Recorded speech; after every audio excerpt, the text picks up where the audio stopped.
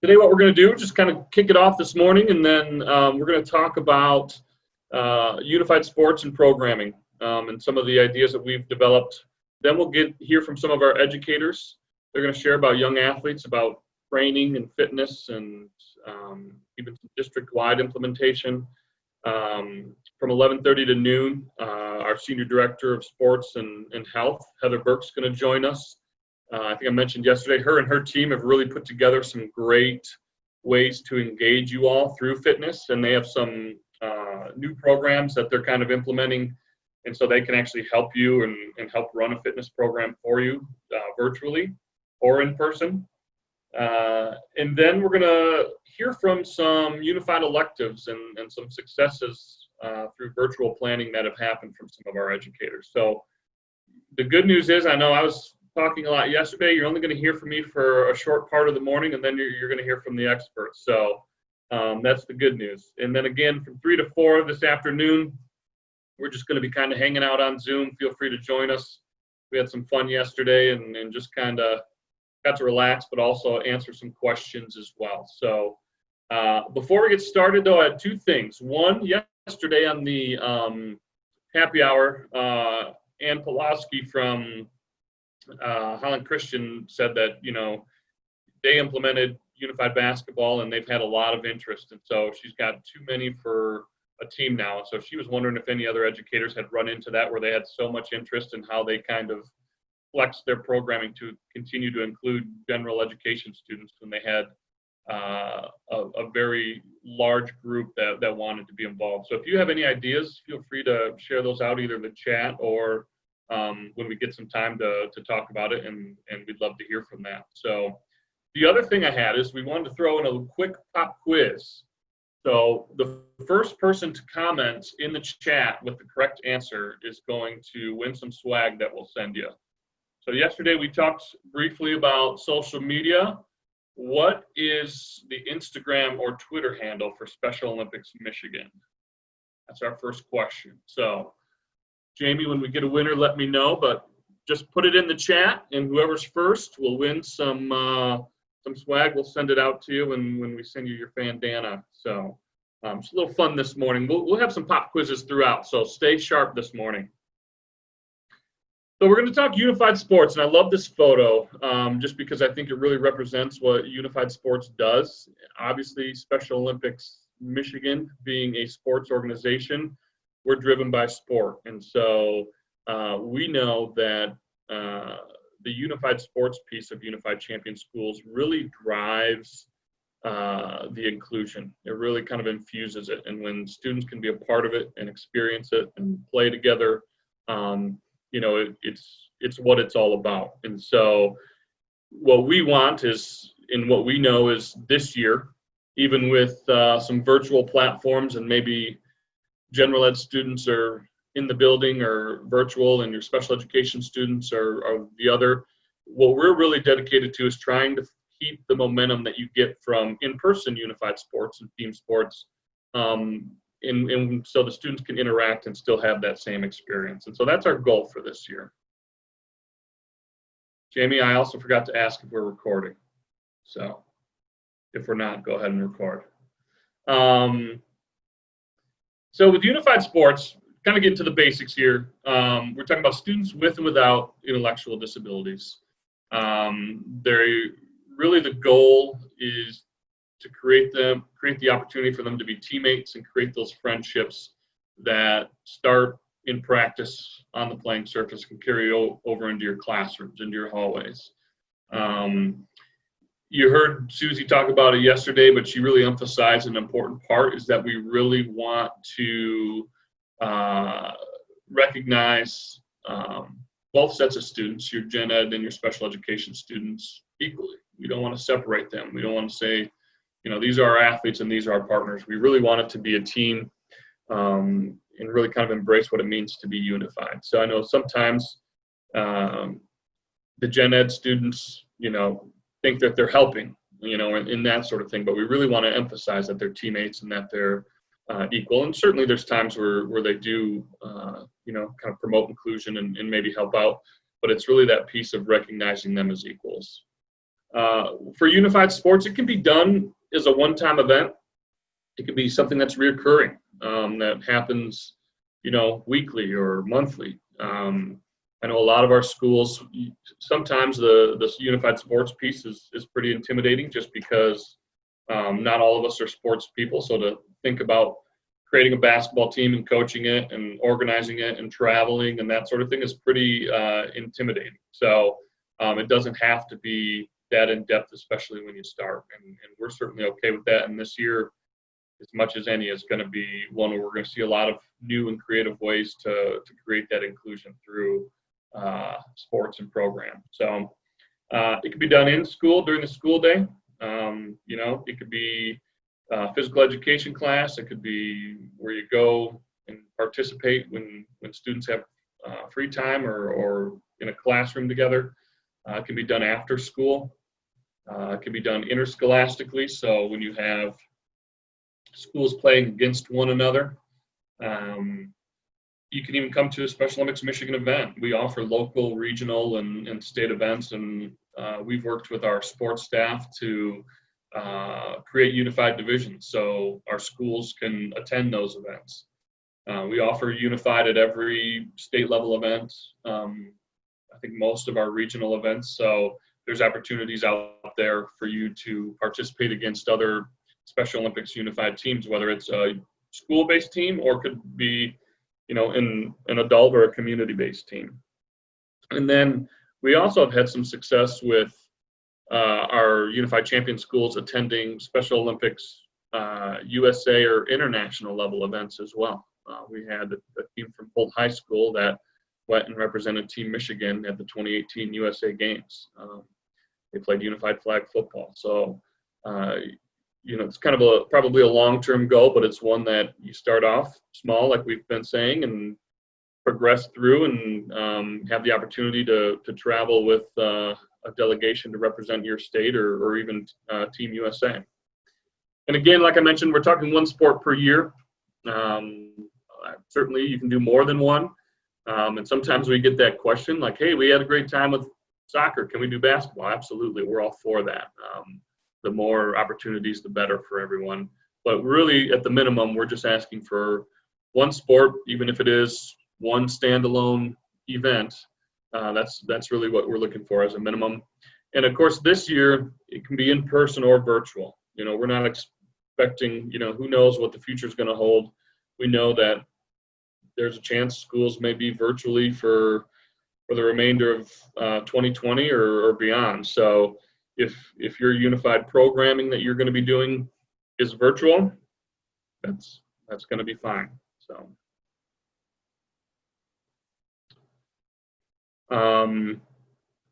when we talk about unified sports, I just wanted to revisit this slide that I put up real briefly yesterday, because I think it shows a good range of what your unified programming could be. It could be the Interscholastic League play, which I'm going to talk about here in a few minutes. It could be the SOMI Fit program where you do, and Heather Burke's going to give a real good description of this later, but you do kind of a pre-test, testing people's fitness. You do a weekly program that goes for 8 to 10 weeks, and then at the end they do a post-test. And so that's a SOMI Fit program that they've developed that promotes health and wellness. You bring together your students, gen ed and special ed students, and they go through that each week together, and they can see their progress and sort of track that. It could be unified bocce that they do in school. We have one of our schools, Meadowbrook, that's recognized or nominated as a national banner school. They get together every Friday and play bocce in one of the hallways. And so they bring their students together. I think it's 3rd through 5th, I believe, or 2nd through 4th grade, and they have a list that they post the names. They come down and they play games of bocce. They even do one where the school maintenance staff had to make a ramp for one of the athletes. And so they came down and played against them one week. So you can have some fun with it and get staff involved. Unified basketball game at an assembly. Way up north in the Keweenaw Peninsula, we started at Hancock High School this year, and it was their rivalry week with Houghton, and they filled their gym as part of their assembly and did a unified basketball game with both teams. And they even had some members from the basketball team at Michigan Tech come in and just made it a big kickoff event. It was the first thing they did. They started the program about 2-3 weeks before and put it together, and it was a real big success. Monthly unified bowling is popular. Certainly a little bit more costly because you have rentals, but and transportation. But we've had a lot of schools that start with bowling because it is a social game as much as it is a sport. I put unified cornhole on here just because I think we have to be creative with some of our social distancing, and even though it's a bit of a recreation sport, those are the types of adaptations we're going to make this year to make sure that students get the experience of interacting and playing and competing. Unified PE, which I have a slide on here I'll talk about briefly, and then I think we have an educator that's going to speak to it and how they implemented it. But that program and curriculum is one that if we have students that are in phys ed and we can add some of the components of unified to it, great. I'm going to talk about skills, young athletes as well, and then unified cardio drumming is one that can be done at home. It can be done in person. It's a lot of fun. Mixes music and fitness and some rhythm. So that's why I'm not very good at it, but unified cardio drumming is one that we've had a lot of schools participate in. Students have fun with it of all ages, and they're active and staying fit. So I'm just getting caught up on some of our questions here. Yeah, I think we do have some stuff for, we're going to go through some virtual ideas that I think can be implemented into the unified phys ed, and we're certainly developing those and getting some of those from our North American office as well. So when we talk about unified sports, and I'm just going to go over these very briefly because I don't want to get too hung up on it, but there's 3 forms of unified sports. There's recreation, there's player development, and then there's competitive. And so we're just going to show you the 3 examples. When you fill out your midterm and final report, we have to ask which one you're doing, whether it's recreation-based or player development or competitive.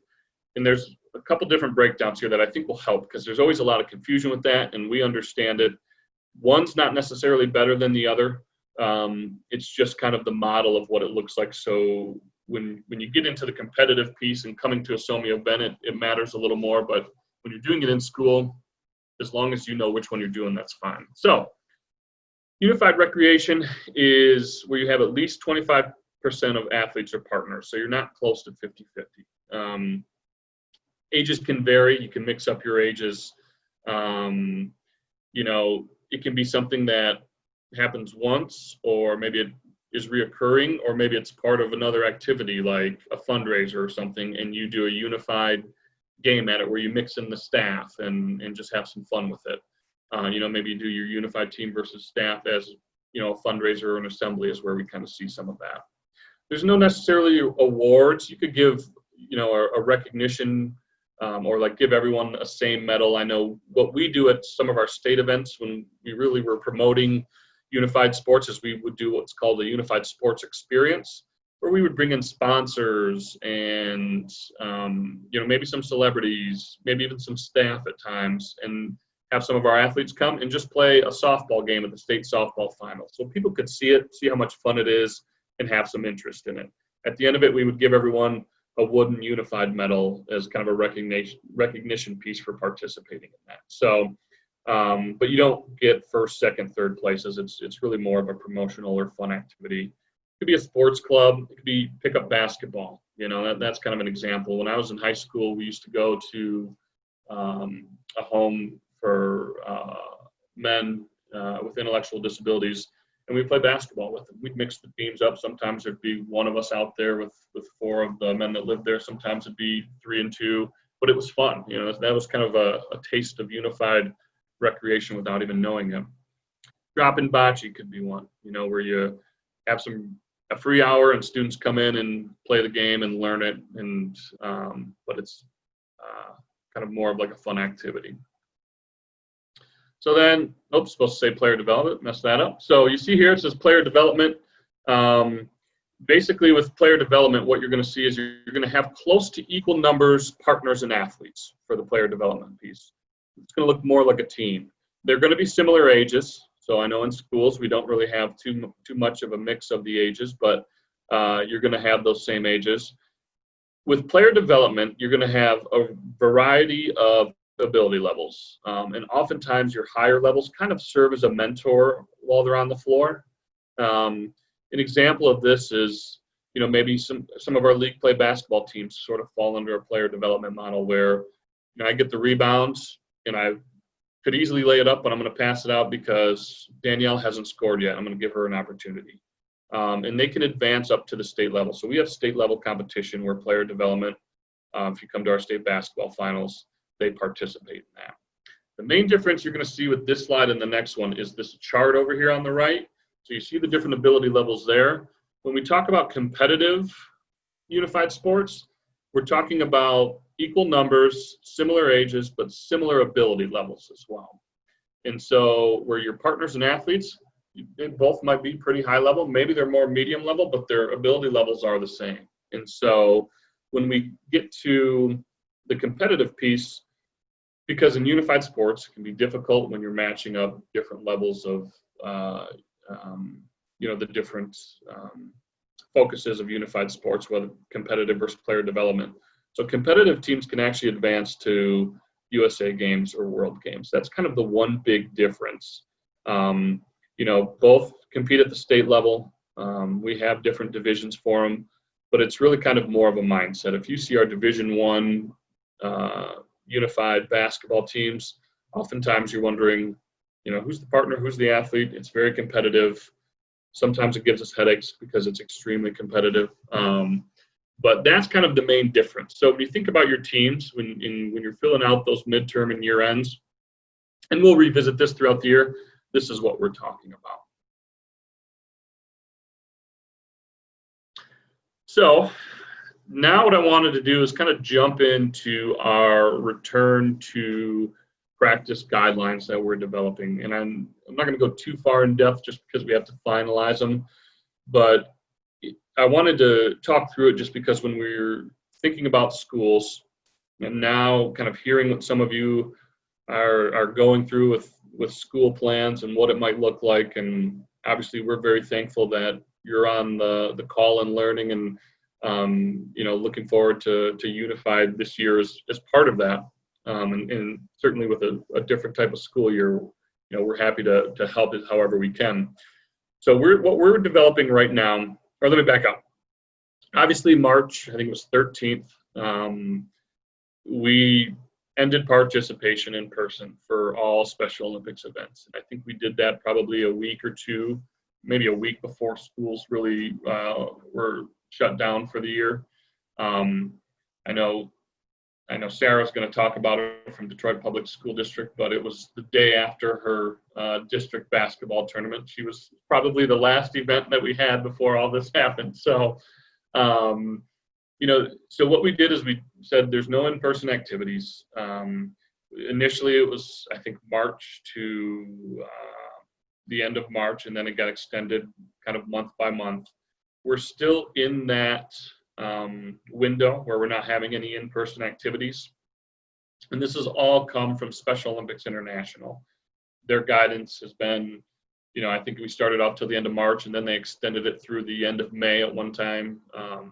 And then they've said through July 31st, and they're evaluating that each week. So as of right now, we still don't have in-person events based off of Special Olympics International's guidance. But what they've done is they've said, now's the time for us to start developing a plan that has to be board approved to, return to in-person activity. Now, does that mean that we're going to roll out our 1,000 person fall games? No. And obviously each state's different, so that's why we're coming up with our plans for each individual state. States are at different phases, even counties are at different phases. And so when we talk about return to play, what we're going to have to do, obviously we'll share those guidelines with you all, is we're going to have to balance our guidelines with your school guidelines. I think I mentioned it yesterday for a brief second, but if your school says we're not going to have any students in person, and we come out and say we can have groups of up to 10, your school's probably not going to let you have practice at school with 10 people. And so we know that that's going to affect your programming. And so that's where we've really looked at this and said, we'll give our guidance, but certainly, it's going to have to be a collaboration between the school guidelines and ours. And certainly we're here to answer questions. And if your school's ready to roll back out, checking in with us and saying, where are we at with our guidelines, and we'll keep you in the know on that. So right now we don't have a date to return to activity. It's going to include a number of different things. Part of that's going to be PPE use. Part of that's going to be, sanitizing equipment in between each use. What are the maximum numbers? Right now we're looking at 10 people, based off of our state guidelines. Certainly, I know Sarah just commented, different communities probably going to return to play a little quicker than some others. And we understand that because we know if you look at the state, there's certain areas that have a lot more cases than others. And so we're kind of taking three approaches to this. One is educating people. What are our guidelines? What are the restrictions? How are we going to implement this? And we're coming out with some online quizzes and everything that you can go through and learn what we're going to be doing. After education, it's kind of a pre-practice. So, our school's going to be doing, health checks. That's part of our return to play and monitoring, signs of COVID and if athletes may have COVID. And then the third piece is the practice piece. How do we social distance when we are practicing? Like I mentioned, sanitizing equipment during practice after use, those kinds of things. So it's kind of three-tiered. And so when we have that ready, we'll be rolling that out. And we'll be sharing that with all you. And I think that's where, based on what schools are doing, what our guidelines are, we're going to have to manage that as best we can. And we know, for those schools that are in session, in school activity, if it allows, it's maybe easier than doing something after school. We know a lot of schools are taking their sanitizing seriously and taking extra time after school to do that. So that's where we're at with our return to play. Our goal is to really kind of hone in on that here in the next couple weeks and finalize it, and then monitor our state and see when we can actually have a date in place for us to be able to go back to in-person activity. All right, so I wanted to talk unified sports options. So that's a perfect example. Scott commented his daughter has soccer practice and they have cones out of where to be, so they they're distant. Certainly markers, whether it's a cone or whatever it might be, is going to be part of that. Looking at outdoor activities versus indoor activities. Right now for our guidelines, we're really looking at bocce, cycling, and forgetting one. What's the last one, Danielle? Is it kayak? Golf? Not kayak. Oh, golf was the other one. Oh, Yeah.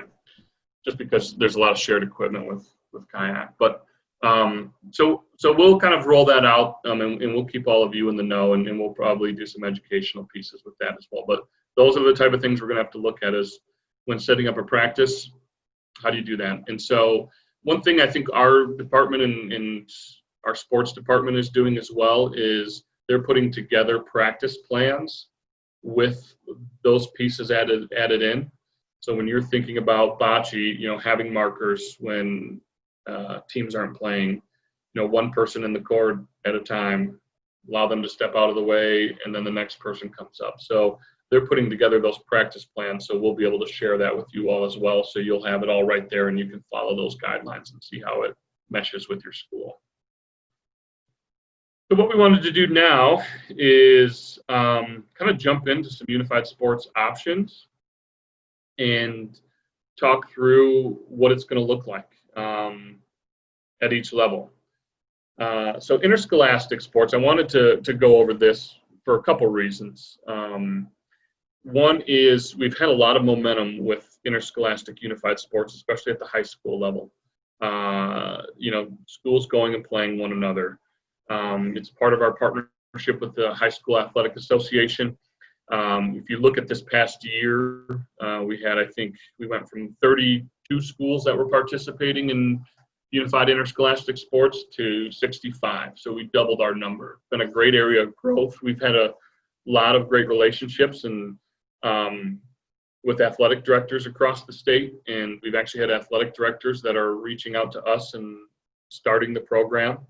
They're our main contact and going to their special education department and saying, hey, we want to do this. So we wanted to talk about it knowing that basketball is a long ways away, and who knows if we're going to be able to have interscholastic sports, but we want to put it out there because it's an important part of our program. Some of our schools have kind of taken a tournament approach, which you're going to hear about later. A lot of them have done league play where they schedule games within their conference. They go and play, and it looks, it feels, it sounds, it is an athletic event. They announce the teams you heard Susie mention. They play music warm-ups, that kind of thing. So it really kind of brings unified into the fabric of the school. And probably the most important part, I know most of us on this call are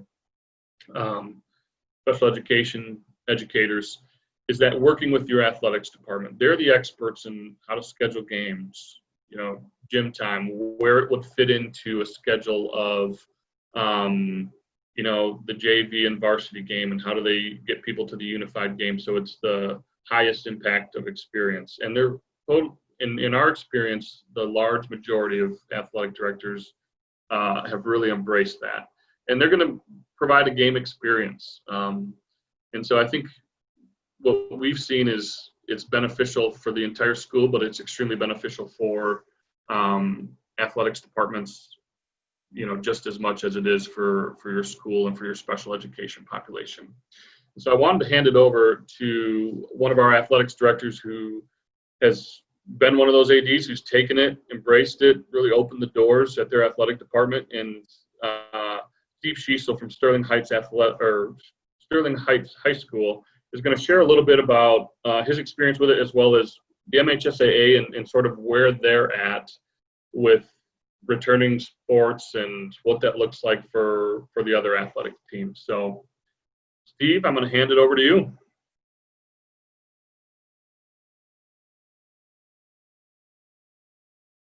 All right, can everybody hear me? All right, good. Truly, thanks for having me. Really just kind of going over what we've been doing, after being shut down officially since March 16th. We got the word on March 13th of what kind of was going to be happening. The district took it upon ourselves. We canceled the last few days of practices going into that. So we didn't have any athletics, essentially taking place since March 11th. Just give me one quick second so I can hear a little better. But since then, we've developed programs and plans, put things in place. Spent a lot of the summer just kind of, playing a waiting game, seeing what the governor was going to come out and say, seeing what the protocols were going to be, regularly fielding questions. Hey, when can we get back out there? Because, of course, football being a huge driving force of it, just because of the amount of off-season conditioning that really takes place with football as compared to other sports. Them losing all of that time was a great concern of not only ours as athletic directors, but the coaches themselves for the health and safety of the players. So with what was developed in the phases that we came through, the governor came out and the MHSA came out and kind of put together a little bit of a guideline for us to follow, but both were really pretty vague, and there was a lot of interpretation left to each individual district. So as a MAC, we're a part of the MAC conference in Macomb County. So it's essentially 36 high schools that are part of that, schools that are in that same group. We kind of met together and figured out ways that we could kind of implement some type of training facility, or not facility, but training program to get the kids back on campus. After that was done, then it kind of went to the district to figure out what their guidelines were going to be. Officially, with what the MHSA came out with, we were not permitted to start until June 15th and that was because of our our initial end date for our school year. So we began on June 22nd. And since then, we have had, through Friday, we've had at least one team on campus actively conditioning together while practicing social distancing. What we are required to do from the MHSA along with our district is we have to ask 5, COVID-related questions to the athletes. I don't have them directly in front of me right now, but basically it comes down to, have you been in close contact with anybody with COVID or a confirmed case? Do you have a fever? Have you been any of the, have you had any of the symptoms such as nauseousness, shortness of breath, or any cough? If they answer no to all of those, then, they're permitted to go. We do a temperature check. It's with the temporal thermometer. We do record that, and then we are limiting. There really isn't no limit on how many athletes you could have. I believe right now we are actually under 100 total at that point in time, but we actually took it a step farther and said that we put it in groups of 25. So football might have 50 kids out there, but they're practicing actually in 4 groups of about 12 because it's more easy to monitor those kids and keep them socially distanced. The biggest problem that the coaches are having right now is, taking these athletes that, are in their 3rd, 4th year of school or high school sports, or even, are an incoming 9th grader, and saying, hey, no, you can't high five each other. No, you can't celebrate that you just, ran a 4.40 or whatever else is going on. And actually having to sit there and, tell them to basically go against human nature and like, hey, yeah, not within 6 feet. During the check-in process, it's really pretty simple. They come in, they have a mask on, and our coach actually took it upon himself and measured out, I think 7 feet apart, and put yellow spray painted dots all over our back blacktop that sits behind our stadium. So when the kids are waiting to be checked in, hey, you go stand on that yellow dot. They wander, a little bit off of it, we're still making sure that we're that 6 feet apart.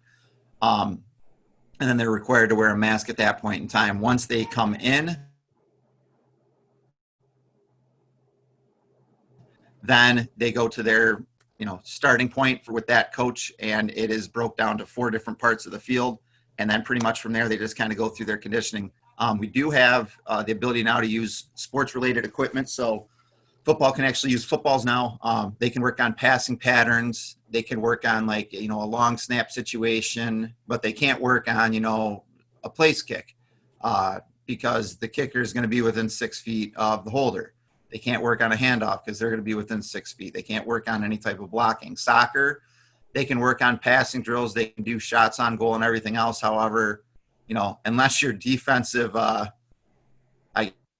involves you not being within 6 feet of your offensive player, which I don't think would be very good.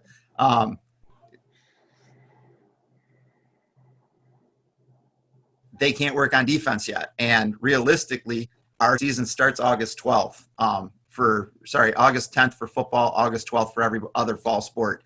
So now I have a lot of coaches that are very concerned about, hey, I haven't gotten to implement defense. We haven't gotten to work on blocking techniques. We haven't gotten to work on any real formations, because you can't even put a line formation together for football because, again, you're going to be within 6 feet. So those questions are coming up. I don't want to speculate on anything, but it really comes down to that. I think there's going to be some more stuff that's going to be coming out from the MHSA or for the governor that's going to kind of My hope, honestly, is that maybe perhaps we just delay the official gaming start, that the season would probably start on time, I would hope. Realistically, I kind of question if football officially starts on August 10th and those kids are wearing pads on August, 13th.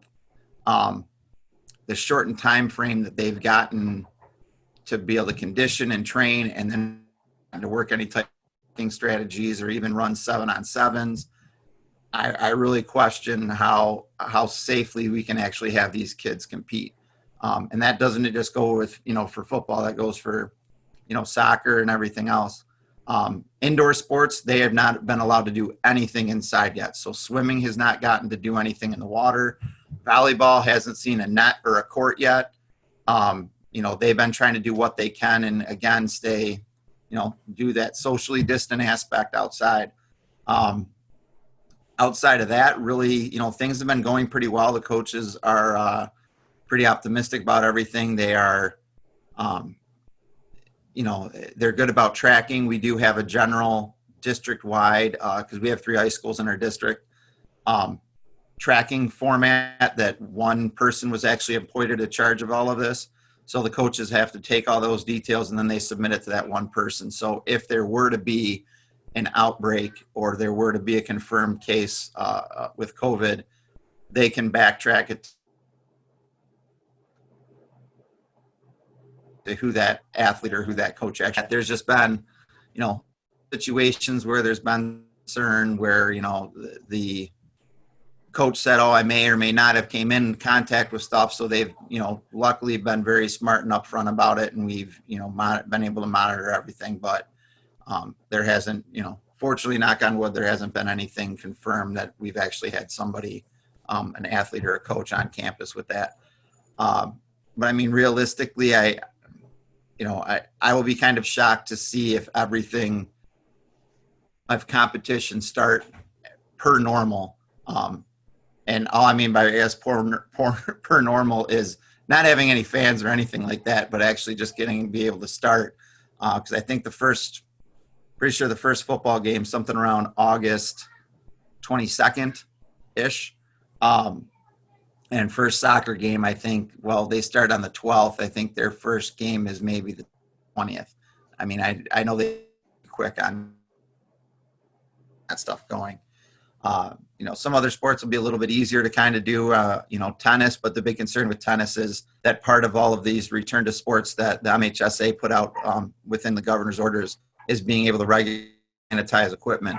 Realistically, there's no way to sanitize a tennis ball that you're not actually saturating the tennis ball and completely defeating what that equipment's supposed to do. And my bigger concern was just the expense of, the sports equipment is what are we using to sanitize a volleyball ball, the soccer ball, because, what they use in competition are easily $50 to $100 per ball. And if you're telling me, hey, we're just going to put some bleach water on it. Yeah, I'm not real fond of, throwing a $50, volleyball or an $80 soccer ball or something that's supposed to last us years. And we're going to tear it up in a matter of 6 weeks because, we have to sanitize it and everything else.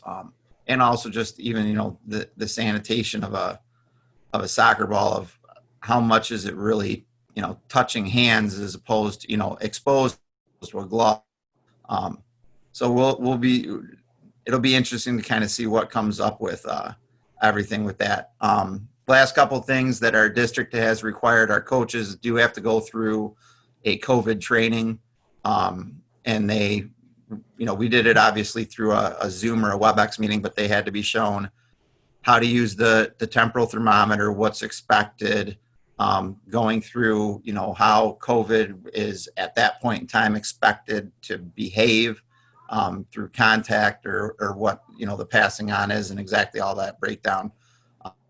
And once they've done that, then they're actually allowed to be actively participating with the kids and actually around the practices. But that's really what I had. I didn't know if there was other questions. Unfortunately, I don't have anything further from what the state's put out there yet. I'm still kind of waiting to find out what our next step is or what my job may or may not look like in a few weeks. Steve, Yeah. before COVID hit, how did you implement the unified sports? How did you tie that in with your regular, like, between? How did you get that all organized? How does it run in your district?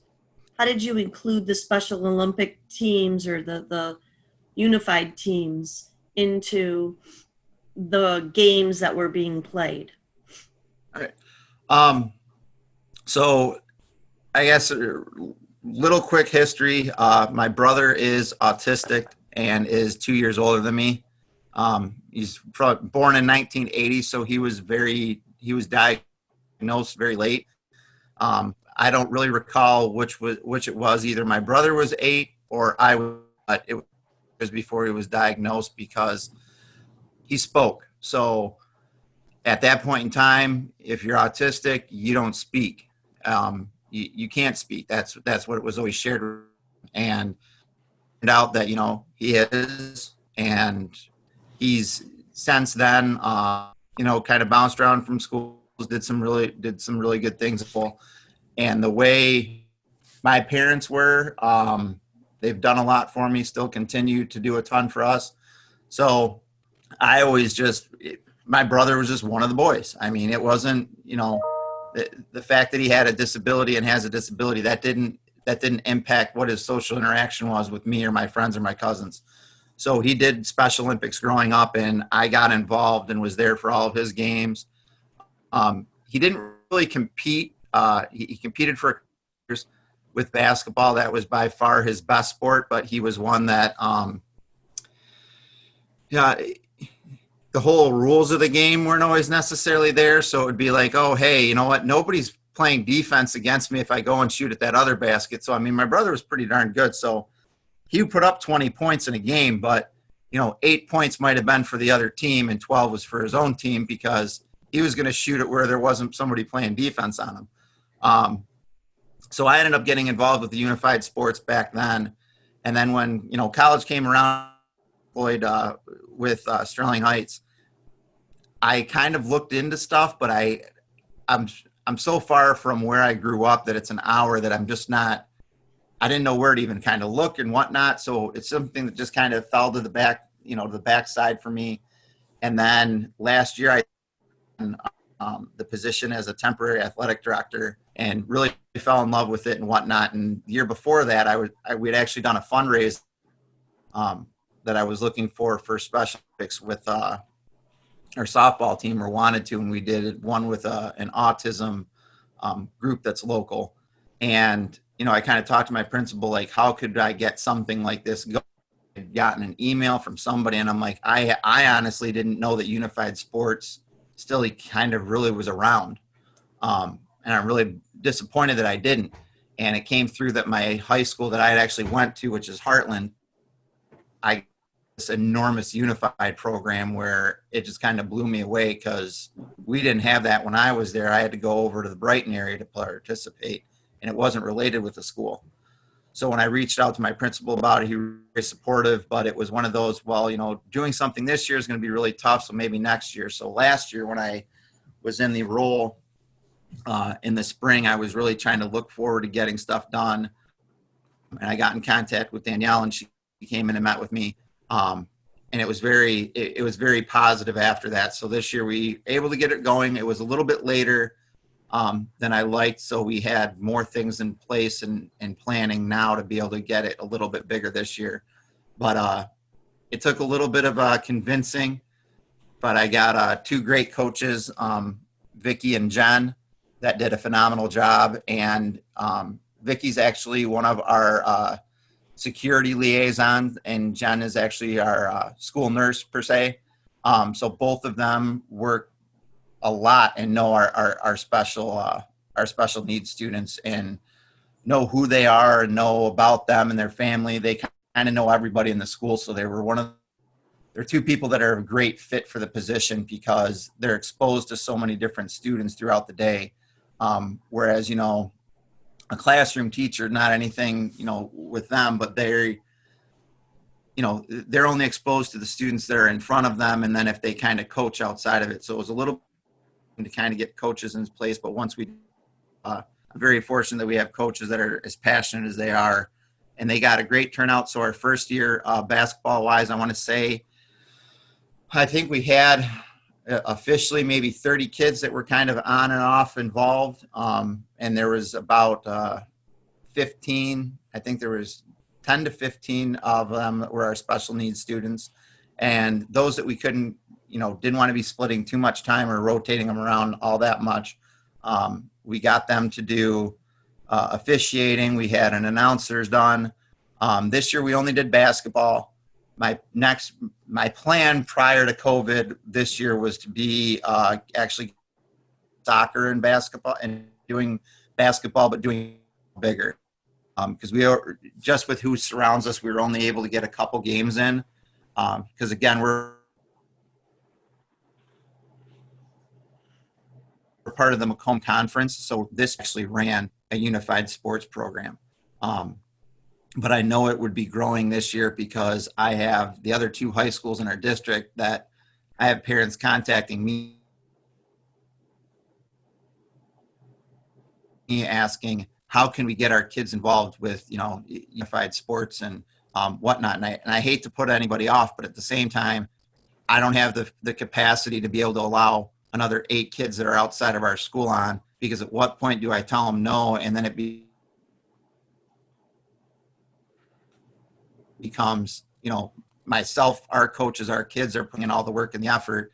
And then we're taking, that playing time experience away, or we're trying to 3 teams out of one building as opposed to everybody kind of get their own. So it was definitely a learning curve of kind of running everything, but we found a really great system. Twice a week, I believe the practice times came down to twice a week for about 30 minutes to 45 minutes or so, that we brought, whatever our partners could get excused out of class. Because for the most part, all of our partners were really well respected kids in the building and academic. So they were able to kind of, miss class for a little bit to practice. Actual athletes themselves, they were, came down during one of their times. So we didn't have to worry about transportation after school, which is a huge issue for a lot of our space. Because during the winter, when basketball runs, we have 6 basketball teams, a wrestling team, a dance team, and then a cheerleading team that are all trying to compete for the space that our 3 gyms Correct. are. So if we throw in, a unified basketball team on top of it, realistically, we're going to be practicing on the regular at 7 p.m. at night, which I really did not want to have to do. So we made it very well. We ended up hosting 1 game. We had, Joey from Channel 95.5 out, and he kind of did a little hosting situation and was hyping people up, and was on our PA or our PA system. We had a coach that or a teacher that was really into it, that he came out and did some stuff. But that's kind of what we did this past year. I was going to be reaching out to Troy schools this year because I have a good friend that works over there and they have a program. And we were going to hopefully kind of jump onto their little tournament system with basketball just to make it bigger. Because the biggest complaint that I actually had, and I don't even want to say it was a complaint, the kids wanted more games. The parents wanted more games. Our fans wanted more games. And it's like, year 1, we did the best we could with the way everything kind of worked, because I was ready to go pretty early. But unfortunately, the other schools in our area that were ready to go, magically it went from Monday, they weren't ready to go, and Tuesday, hey, we have to schedule all these games at this point in time. And it's like, I couldn't make a schedule in one day. So I will say I've already emailed all those schools about 5 weeks ago saying, hey, I already know what my winter schedule is going to look like. Here's days I'm available to play. I'm happy to host every single one of them. And it was, 15 dates, because I'd rather play, these 3 schools 3 times over, just because it was just such an awesome experience. So I want to be able to do that. And, kind of go from there. Were your games separate from like the JV games? Were they, or the varsity games, or were they like in between the two? Nope, I actually made the one that we hosted, I made it at its own special night. I had everybody advertised. If the way our games go right now is we have a freshman, we should have a freshman JV and a varsity program. So our freshman games start at 4:00, our JV games start at 5:30, and our varsity games start at 7:00. Since school runs until 2:30 to 2:15, it'd be pretty tough for us to try and squeeze in another game before that. I could push everything back, but then again, that ends up kind of being problematic for, I don't even know if it would make a difference with officials, but if we push everything back in an hour, then to me, I'm also kind of limiting what the unified team would actually be allowed to do. Because, Okay. if we pushed everything back 1 hour and we started at 5:00, then it's okay. We're going to run the unified game from 3 to 4. We'd have some students that would be able to get there, but it's like, I don't know what that would mean for most people and their parents or transportation home. And then I don't know, to me, it would kind of take away from that, because I see how many kids are in our stands at a 4:00 freshman basketball game, and they're kind of long gone. But when we did this for, the unified team, we actually had a really good turnout, and we had a lot of staff from our middle school and our elementary that came back out. And I can't remember if we did a 6:00 start or maybe a 7:00. I think it was a 6:00 start that we did for the game. And honestly, I was really shocked. We had a really good turnout for everything, and it was very well received. So I know going forward, that would be my intent would be to have it on its own night. That way, the kids can, our student leadership group decorated the gym, made the kids posters. So I would want that. They actually decorated their lockers the night before, so when they came in the next morning, all their lockers were decorated up. So that would kind of be what I would want it to look like moving forward. So as long as that worked for our coaches, then I would do that. Now, if it really came down to, hey, we can't make it look like that, we'd have to run it earlier that day to get the game in, then to me, just hosting the game would be more important than, having it be a 6:00 tip-off. Sure. Okay. Thank you very much. That was great. You're welcome. Thank you. The only thing, just because you had asked with the treatment, though, one thing, this was something that I implemented, but I know the kids really enjoyed. Always on game days, our social media, I have posted with a photo of typically what ends up being the seniors or the captains, from that team. And then I'd made posters that were like 2 foot by 3 foot, and we hung it up along the gym. So for our Special Olympic, for our unified team, I actually took a team photo of them with their jerseys, and we made them their poster. And then we did that for the game day that we advertised it up on there. So it was interesting to see the kids, because I made sure to put it close. I actually moved one of our other team's posters, and I made sure to put theirs closest to the cafeteria when they're walking in, so that kind of got noticed more. So it's funny to hear a couple of the players and stuff kind of point out that they were on the poster, and it's what we got sitting out right now, still hanging, because I never was able to take them down. Very cool. I love the locker idea. Yeah, the kids really liked it, and that was something that, again, that our coaches Jen and Vicky kind of helped organize, and the two of them did a phenomenal job, and got actually, I believe it was Jen's daughter, I believe, was the one that actually reached out to Joey from 95.5 and got him to come out. So everybody was just super excited about it, and it just worked out really well. That's really cool. Awesome. Thanks, Steve. Appreciate the insight. Very successful. Somebody just asked about the AD conferences. We have promoted it and actually presented at, not this past year because it was canceled, unfortunately, but the year before, we were able to do a presentation with some of the athletic directors.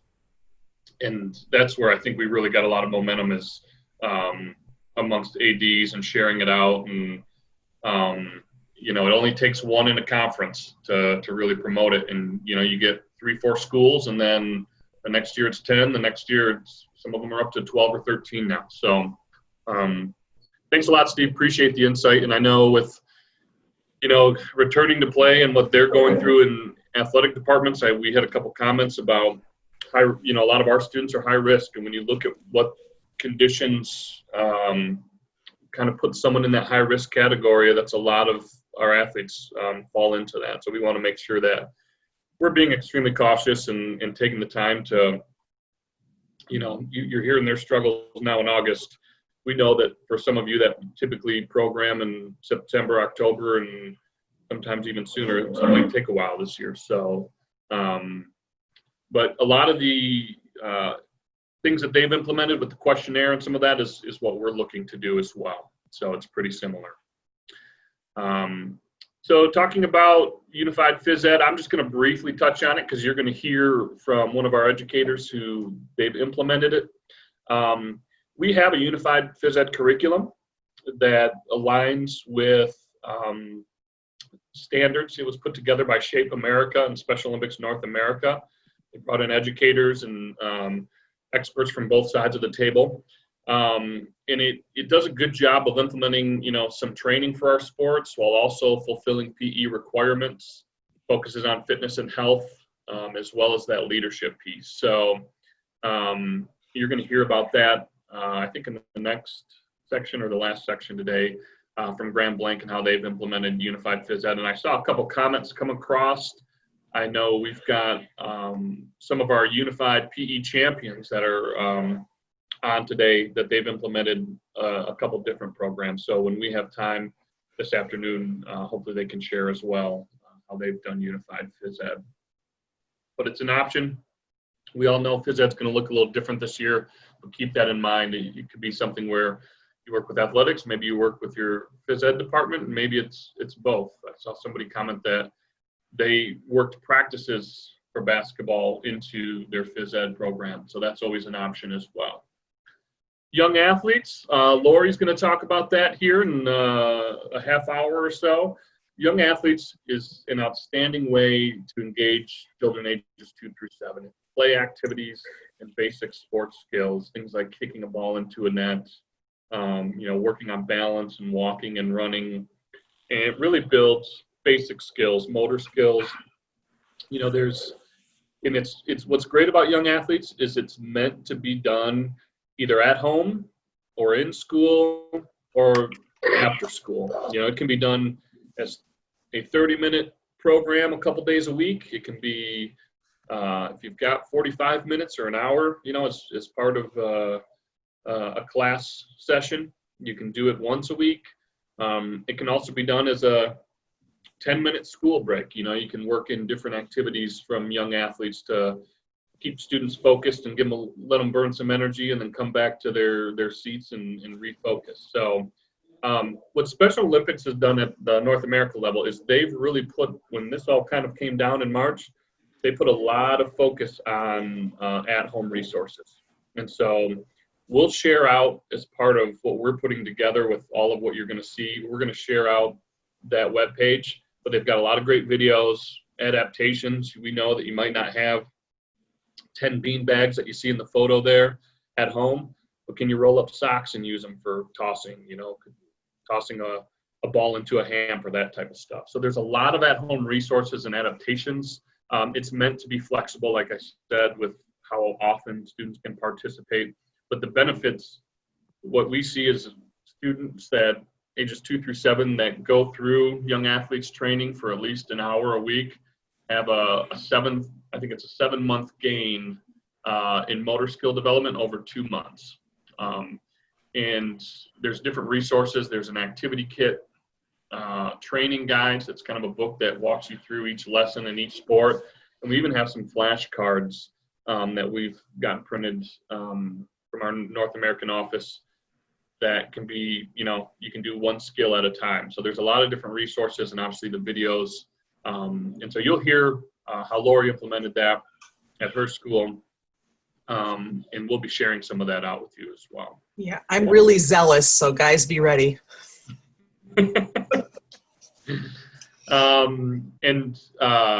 Lori, just so you know, Danielle loves your program, so we're all very excited to hear about it. So, Thank you. Yep.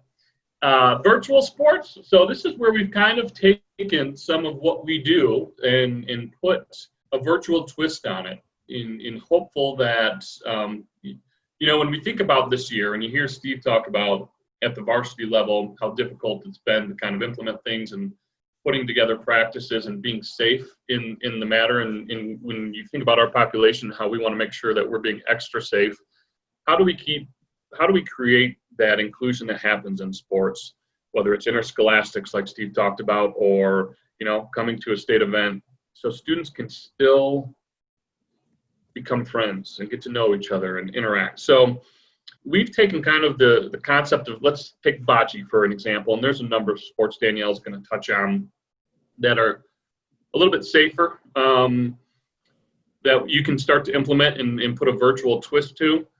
So with bocce ball, you could set up a video call with another team, or you could even do it within your own school. If you have two different areas or two different courts that you can use, you take your Polina, which is the little ball, right, for bocce, you put it, say, 30 feet at the same distance. So if I'm on a call and I'm playing against Stella's team, we're going to both set the Polina 30 feet out.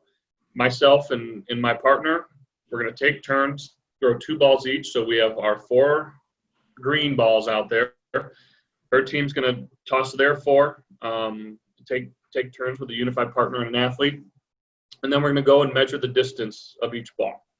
And then you basically do your score off of that. And I'll show you the next frame. So you could play 10 frames or a half hour. So even if you have like the free Zoom version, right, you get 40 minutes and then it kicks you off. So you still have some time for that. So basically, if I'm the blue team and my closest ball is 10 inches away, and Stella is the green team and she has 2 balls that are closer than my closest, she would get 2 points for that round. We'd pick them up, go back, toss them again, and play round 2. And so you do either 10 rounds or 25 minutes is typically a game for Special Olympics bocce rules. So that's a way, you can still do this interscholastically or within your own school with your own students. These are the resources, and again, this is just one example, but basically what we're doing is taking the concept of some of our sports, individual sports that are a little bit safer, a little easier to be socially distant, and providing a sort of the rules or the guidelines for how to do them virtually. And so our hope is that even if we do, talking yesterday, some schools aren't going to be back until November, you still may be able to implement this. And you could do this with a lot of different sports or activities, whether it's horseshoes or, different skills activities. So that's just one example. What we're doing is we have a packet that we're going to share out with everyone that lists a lot of these different activities that you can do, and we're kind of just touching base on them. So we're going to share that with everyone here on the conference and really with all of our schools as we start to roll out our plans. So you can kind of go through and say, hey, you know what, maybe we could try this sport, maybe we could do this virtually, that sort of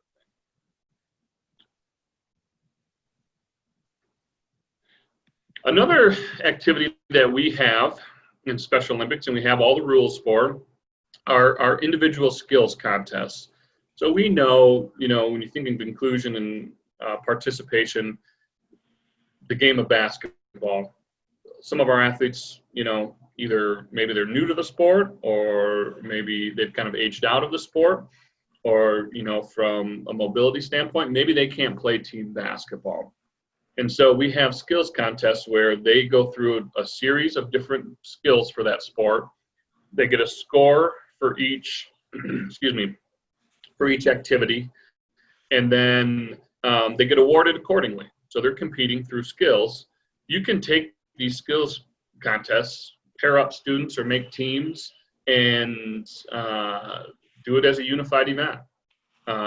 You can do it in person or virtual. So if you have room outside, or if you're not in person and students can go through the events score themselves, turn in a score, and then you can compile the scores and show them where they're at and who got first place, etc. So an example, basketball skills, we have a speed dribble where they try and bounce the ball as many times as they can in a 1 meter by 1 meter square in a minute. There's a 10-meter dribble that they dribble and they're timed on, and then they get a score according to their time. There's a spot shot where they shoot hoops at 4 or 6 different spots, I believe it is, an accuracy wall pass, and then there's even a team skills event. So you can take these. What's great about them is there's a lot of modifications for them to include all different ability levels. And so students can participate by just pairing them up in a unified pair. They can kind of have that unified experience, compete against each other, and also remain safe. So SOMI virtual games. I don't know if anyone saw these last week. One of our pivots that we did as soon as things were shut down in March is we looked at virtual games, and a lot of state programs for Special Olympics did as well. What virtual games are is it gives students the opportunity to train at home. We had unified events at it. Our sports team worked really hard with our marketing team to put them together. We canceled our state summer games, which is our largest event of the year, but it basically gives students and athletes an opportunity to train at home, practice, and then the week of games, we make it a week-long experience. They submit their scores, and if they're paired up as a unified pair, we take all the, for instance, in summer games, we did a unified 5K. And so we had all these athletes and partners that trained for a 5K, and then submitted their scores the week of. We took all those scores, division them based on time, age, gender, and then they got virtual awards as part of that. Right now, we just had those last week, and it was a great success. We had a couple hundred people participate in those. If you watch the action online throughout the week, we did the opening ceremonies. We had, if you've been to our state summer games, you've seen all the different special events we offered, dancing and therapy dogs. We had little videos of them kind of sharing and doing some activities. We did some healthy athletes education. And so it, kind of brought back the feel of summer games from a distance. And so right now, I know a lot of people are thinking, are they doing that for fall games? We don't know that yet. We're certainly looking into that and trying to monitor where things are going to go, but this could be an option for fall games or beyond. And so we would love to have your students participate. What's great is they can either sign up themselves or you can organize and have them sign up. We even created some score sheets for athletes that maybe didn't have access to technology. And so, it might just be a little bit of work to get a photo or get their score sheet from them. And then, as a liaison or maybe some of your other students want to enter those scores for them. And then that way they can still be awarded. So a number of different ways, but it was really I put on there the accountability buddies, right? So if they train at home and if I'm paired up with someone, we can check in regularly, create that network, and then compete against other schools or other unified teams. Esports. This is a big one, right? I know it keeps coming up, and we've had a few states really kind of jump at esports. We haven't quite yet, but we're learning about it, I'll say. I've never felt older than having no idea about esports, but it's basically video game competition. It can be done in person or at home. We looked into this with one of our university partners to offer something, and they said people don't have to come to campus. They can just do it at home if they have the platform. You can do many different games. There's a lot of different platforms, whether it's PlayStation, Xbox, or a PC. And so this is something that as we look at what we're going to offer and how we can continue to include others, esports is on the table for us. Again, it can be done as a one-day tournament. It can be done as a continuous league, like a lot of options.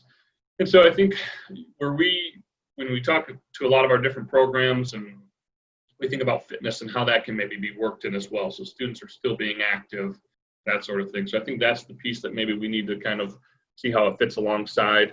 Maybe schools do a fitness program and start a unified esports piece, and they can do both. So what's great is the students really that are part of esports really understand it and know it probably better than many of us, but it's something that we're trying to learn from other states, how they do it. So maybe we can offer that as well here in the state.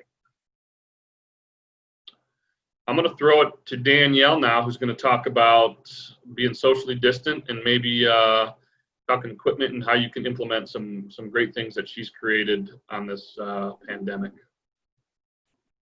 Can you give me permission to click through as well? Absolutely.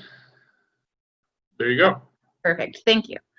So this is a guide that is just kind of a starting point for you for sports that can be done at school if you're working under those social distancing guidelines, sports that students can do at home if you're doing exclusive virtual learning, and then some fitness opportunities. This is in no way encompassing. Any ideas on here aren't what we're telling you you have to do for the program, but it's just a way to get you started, and this will be shared out in the Dropbox. This is the first slide you come to, so if you're only here because you want to know how to do volleyball at home, click on volleyball, it'll take you right through it, but we're going to go ahead and just glance over every slide quickly. And it says I have, oh, there we go. Okay. So on most of our, all right. So Dan, can you take me back to the slides? Because it doesn't give me the option to get out of this, I don't think.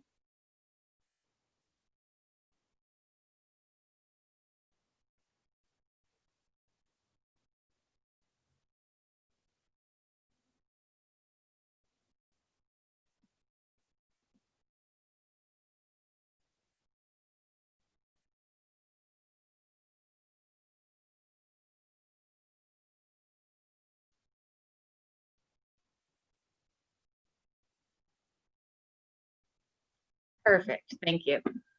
So on each slide for our sports, you'll see suggested items that you could purchase for those sports. So for example, social distancing at school. If you're going to do athletics, you're going to want a measuring tape just to know your distance for your running events, potentially a stopwatch. Phones are also an option, and then cones to mark places out. Every item on here, we've got the price and the title information. You can also click on the photo and it will take you directly to the Palos Sports website to add that into your cart if you would like to. These don't have to be purchased from Palos Sports, and it's not always the cheapest option, but it is there, so that's what I used for most of this. At the bottom of each of our slides, you'll see the training guide if we have one. This is a guide created by SOMI that gives you, I think it's a couple weeks worth of practice ideas. So it's helping you with warm-ups, it's helping you with activities, exercises to do specific to that sport. We have our competition rules in here, so if you were ever looking at competing, wanted to set it up in that way, or even needed ideas for individual skills. If our sport does have individual skills competitions, it can be found there. And then depending on the event, there may be video resources at the bottom. So these are videos from YouTube. I've looked them over. I promise there's no swearing or anything inappropriate, but it's something you can use to give to your students as a lesson to work through that sport. So again, bocce is another one. This one, I didn't find video activities of how to play bocce because it's not the most common game to throw onto YouTube. So there is a practice game sheet on here that gives you ideas for 3 different skills games you could play with bocce, as well as ways to create them the games more challenging or to tweak them if your students need a variation. Snowshoeing is a great social distancing sport, but not everyone has snowshoes and they're not the cheapest thing in the world. So I do suggest reaching out to your local area to see if they have snowshoes that you could borrow for your school program. But if that's not something that's available to you, or you just kind of want to try it out real quick, there's also a link to make your own cardboard snowshoes. They should hold up for quite a while, obviously not for a competition, but it can get you started. And weightlifting, another one, easy to do for social distancing, and to avoid having to have a bar that everyone shares and wipes down over and over again, there is an option to make your own bar with PVC pipe, rice, sand, rocks, whatever it may be. That way the students are getting an activity, working on motor skills by filling that bar on their own, and then everyone has individual equipment for a low price. At the bottom, there is a goal tracker, very basic, but will just help students see where they're at and work on setting goals, what it's like getting to those goals. There's a few questions that go along with it. Golf is another great one. Lots of activities that can be done here. Again, another activity page. And then we get into the at-home sport kits. Not everyone can buy these supplies, so we do have some home supply options. You never need a basketball hoop, laundry basket, hula hoop. If you've got a parent or a sibling that will just put their arms out like this, you've got a hoop. So this is a great one to do at very low cost. The videos down here are a lot of fun. We did use those in our Google Classroom. So challenges for your students, have them practice spinning a basketball on their finger at home. Triple threat position is working on different stances for basketball. All of these activities can be done completely on their own, so they don't need a partner even at home to do them. Golf again at home, mostly putting, can be done in a fun way. This form will have to get put on there. We were struggling with it a little bit, but another one just to track how their putting is doing, whether it's from distance or how many holes they, or how many putts they could make within a minute. Horseshoes. We skipped this slide earlier, but just so you know, the World Horseshoe Competition is coming to Michigan in about 2 years. When I saw that, I immediately wanted to become a skilled horseshoe player and take part in that competition. So if you're just looking for a little extra fun to add to your horseshoes event, that's something to look into. Soccer, another one that home supplies are really easy. These video resources, again, are things that can be done completely individually. They don't need someone at home to do it with them. Volleyball, same thing. Weightlifting, pretty similar to what is for the at-school program. And then we get into Netflix. So if you don't want to do sports specifically, you're looking more for that fitness aspect, we do have this Netflix resource, thanks to Natalie Queen, who shared this format with me. This is something that will be available to everyone as well, and it's just putting a lot of our fitness resources all in one place. So the first slide of Netflix that you will see is our Fit 5 program. It has all 5 levels of flexibility, strength, and endurance for your students to take part in. The second side of Netflix has our School of Strength program. In addition to the basic School of Strength videos, they also have half-hour additional workouts with a personal trainer. All things that are free, available right here anytime you want to get into them. And then at the very end, there is a section for state yak challenges. So hopefully starting in October, our state yak students will be creating various fitness and sport related challenges for your students to take part in. And that's something that we hope you'll come back monthly, check it out, and then share with us what your results were. This has our social media handles that we talked about before. You're also welcome to email us pictures, videos, whatever it may be. But we're not only looking to get you more active and to give you something different to do, but we're also looking for that interaction so our students around the state can start working more with each other and hearing from each other. And then fitness isn't quite your thing. You're not wanting to do jumping jacks and push-ups all day. There's also an option for a walking club. This is something that can be done at school, socially distanced. Maybe you're walking around the building during whatever outside time you get, or this is something they can do at home, family, individually, depending on where they live. There are some ideas in here for how to make walking a little more fun than just a general walk, some walk safety tips, which will be very important to share with all of our students, and then just some more logs to keep track of what you're doing. So if your students are working individually to hit a certain mile target, that log is there. If your entire group is working to hit 100 miles within 3 months, there's that group log for everyone to keep track of. Other fitness ideas, basic conditioning, unified yoga, unified cardio workouts. Unified cardio, these are all things from Pinterest and Google where you simply look up a 1-song workout and it will either tell you for the first 30 seconds do this exercise, or it will tell you a number of something to do, but you do it through the whole song. We did this with our middle school students and they absolutely loved it. It was music they recognized. until we all noticed how sweaty we were afterwards. Everyone was just having fun and didn't even realize they were exercising. So that's a great one to do. And then finally, just a reminder that no matter what part of the unified program you're doing, keeping that leadership opportunity always in the back of your mind. So these are just some things that your student leaders can do to continue to lead while they're still social distance if they're working from home. They can absolutely lead warm-ups through a Zoom meeting or film themselves doing warm-ups and then share that out with the group. They can learn about a sport that you're going to participate in and teach everyone about it before you start, such as bocce. So just still looking for those ways to get involved with this. I do see a question about this being on the website. It's not right now, but it will be in the Dropbox, so you can click through, take whatever you need from it. Again, you're more than welcome to tweak any of these ideas. This is just to kind of get you started, get some ideas flowing. All right, and I think, are we going to take a quick break before we move on to our speakers? Okay, so if we want to go, you want to say till like 10:35, does that sound good? Okay, so at 10:35, we will come back and we will hear from Lori about young athletes.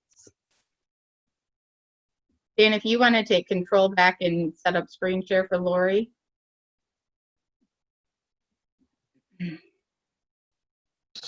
Yeah, so let's take 8 minutes or so. We're going to play a quick video and then one of our Generation Unified videos, and then we'll get Lori set up for her screen share. So, Dan, quick Yeah. question. yeah. Where are you planning on posting all these slides and presentations?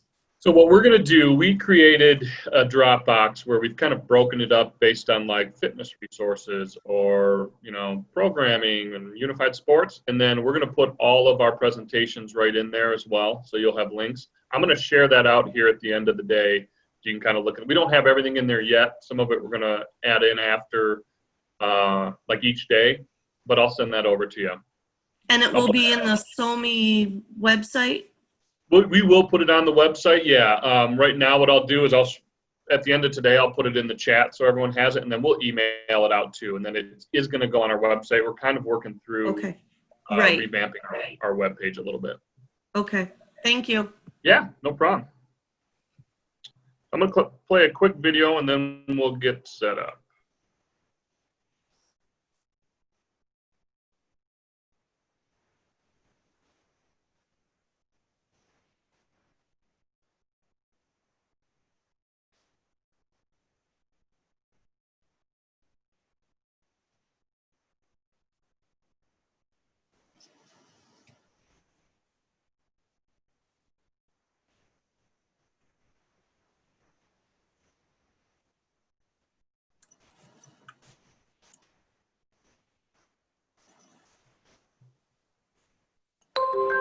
Unified sports is the activity, I think, in the school that grabs everyone together. Whether they're participating on the field or watching from the sidelines, it gets everybody pumped and excited and seeing what Special Mix really is all about.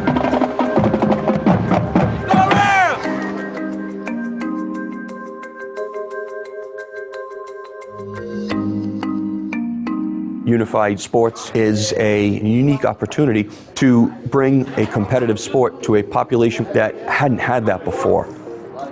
We have Division I programs, we have Division II programs, we have Division III programs, and Unified is no different. It's just a different level of competition. That's what makes sports so powerful. It makes kids from all different backgrounds, it puts them on an equal playing field, and it allows them to be spotlighted. Having those sports for them, it's good because it gets them out there. Special Olympics has basically made them more outgoing kids and more happy kids. For my kids to be known and what they do, it's pretty awesome. Unified sports are providing the opportunity for students with and without intellectual disabilities to participate in activities together.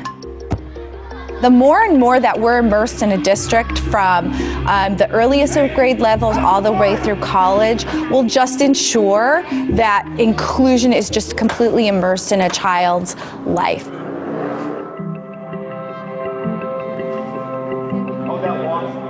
So my job basically is to take the subject area of physical education and make it possible so all students can succeed at it. Okay, so I'm gonna say, Lauren, just say her name, toss her the ball, and she says thank you, and she says the person's name back. Students in the general education program and students in the special education program get to be together every single day and learn so much from each other. Thank you, Matthew. My name's Julia. Trent. Aaron. Giselle. Now we're moving. Once these kids got 86 minutes a day together, you're really able to take those relationships and build on them. Well, Matthew is probably the most popular kid in the school. He knows everyone, right? You know everyone? Yeah. Everyone knows you. Matthew and Grace, knowing each other since 3rd grade, they've never had the opportunity to have a class together. I mean, Matthew's got his classes, Grace has got her classes, but because of unified PE, for the first time, they got to come together and learn together in this physical education environment. There's just something about Unified that connects everyone together. It's something that people just bond over really easily. Everyone kind of knows everyone in the school now. I'll see you later. Okay, I'll see you later. Work hard. I'm watching. Bye, baby. There is this great world out there that you can go out and conquer. Or this charge going forward is important because in reality, it'll change the world and the way we see things as opportunities. I think it's huge for our kids to see the differences among their friends, among their peers, and to interact with people who are different culturally, physically, racially, economically. We just think that that's a really important thing that we can give to our kids, and to be able to be a part of that is amazing. Remember, let's have lots of fun. I think there's 20 different stations for you to participate in. Showcase those skills, have some fun with it, and live unified. Repeat after me. Live unified. Live unified.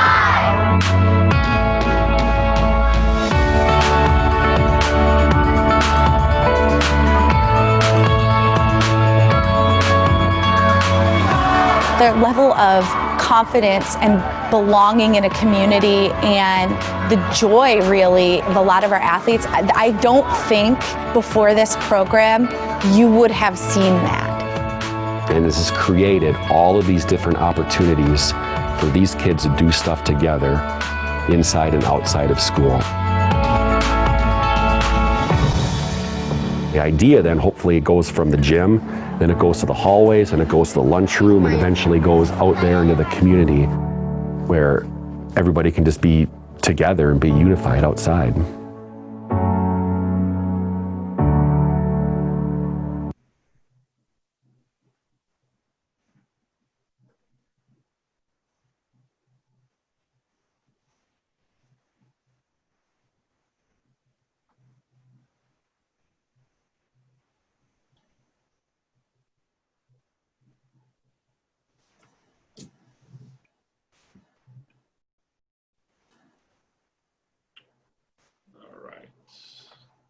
Jamie, are you there? Okay. Can you give Lori access if she needs it to share her screen so she can pull over? You should be able to. Okay, let's see. Oh, hang on. Now you should be able to. Okay, let's see if I have to figure out. I'm never the one who gets to share, so let's see if I can get the right tab to show.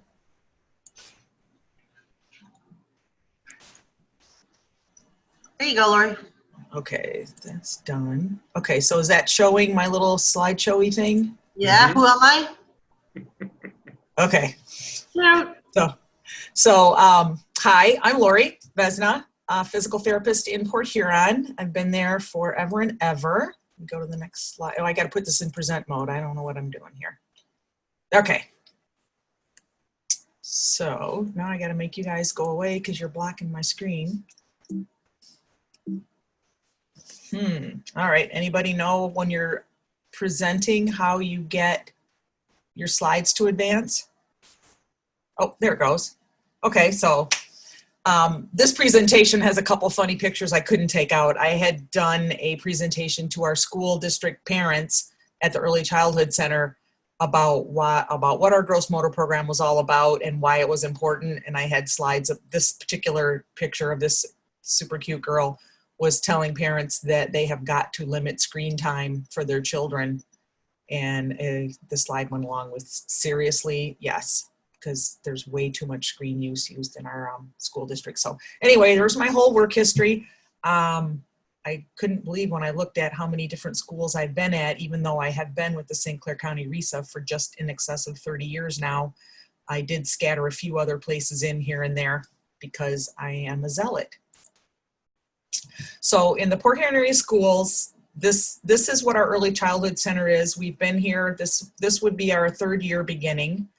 And the principal, Tracy Blake, who's just phenomenal, really wanted to see physical therapy not be so isolated to special ed, but to be more out in the entire building. And she kept talking to me about how she wanted me to, incorporate the GSR preschool programs and, do the activities with our early childhood special ed students and with the GSRP. And I kept thinking, but I'm a special ed person and my budget has to be directed all towards special ed, and I didn't know how I was going to do this. So when I went to the CEC several years ago, they did a presentation on Unified Champion Schools and the program and the young athletes, and this light bulb went off that, oh my gosh, this is exactly what we needed. So we kind of pulled that together. So it was gross motor play groups that were something I was doing with just my early childhood special ed classes when I had a student in the room. And then we added the Unified Champion Schools and it became the ECC gross motor program. So the purpose of it is, engaging kids in structured group activities and improving their balance coordination, those foundational skills. I have sat in on a lot of gym classes with my students in kindergarten, first, second grade, and watched what the gym teachers struggle with and how they struggle with the special needs kids and lots of the things that they just don't know about participating in gym. And I thought, if we can do that at the preschool level, that is going to just give those foundations to make gym class that much more easy when they get into the higher grades, knowing where the lines are, that the lines mean something, that you have to follow the rules. The self-regulation, if you need a timeout, then teaching those kids to just walk away, go sit down by the wall, just those little things like that. So we pull all of those into our program at the Early Childhood Center. So there's a plan. Danielle knows that I've got lots of bits and pieces that are pulled together terrifically, but then there's also times when it doesn't exactly go the way I think. But this is the plan. The Unified Champion Liaison, which in our school is me, a physical therapist, puts together lesson plans, and I'm going to show you what one of those looks like. I originally was doing them just in Google, whatever it is, the equivalent to Word, but I found out that if I use the slides program, that there's a lot more freedom in putting in pictures and video, and also it gives the teachers something that they can share. So here's the lesson plan that I use for the first week. I think I can bring that in. This goes out to all of the teachers so they can look at it and see what's the plan for the week. And then we have a rule that only teachers can do the doors because we had a problem with students running to the gross motor room when they're eloping from the classrooms.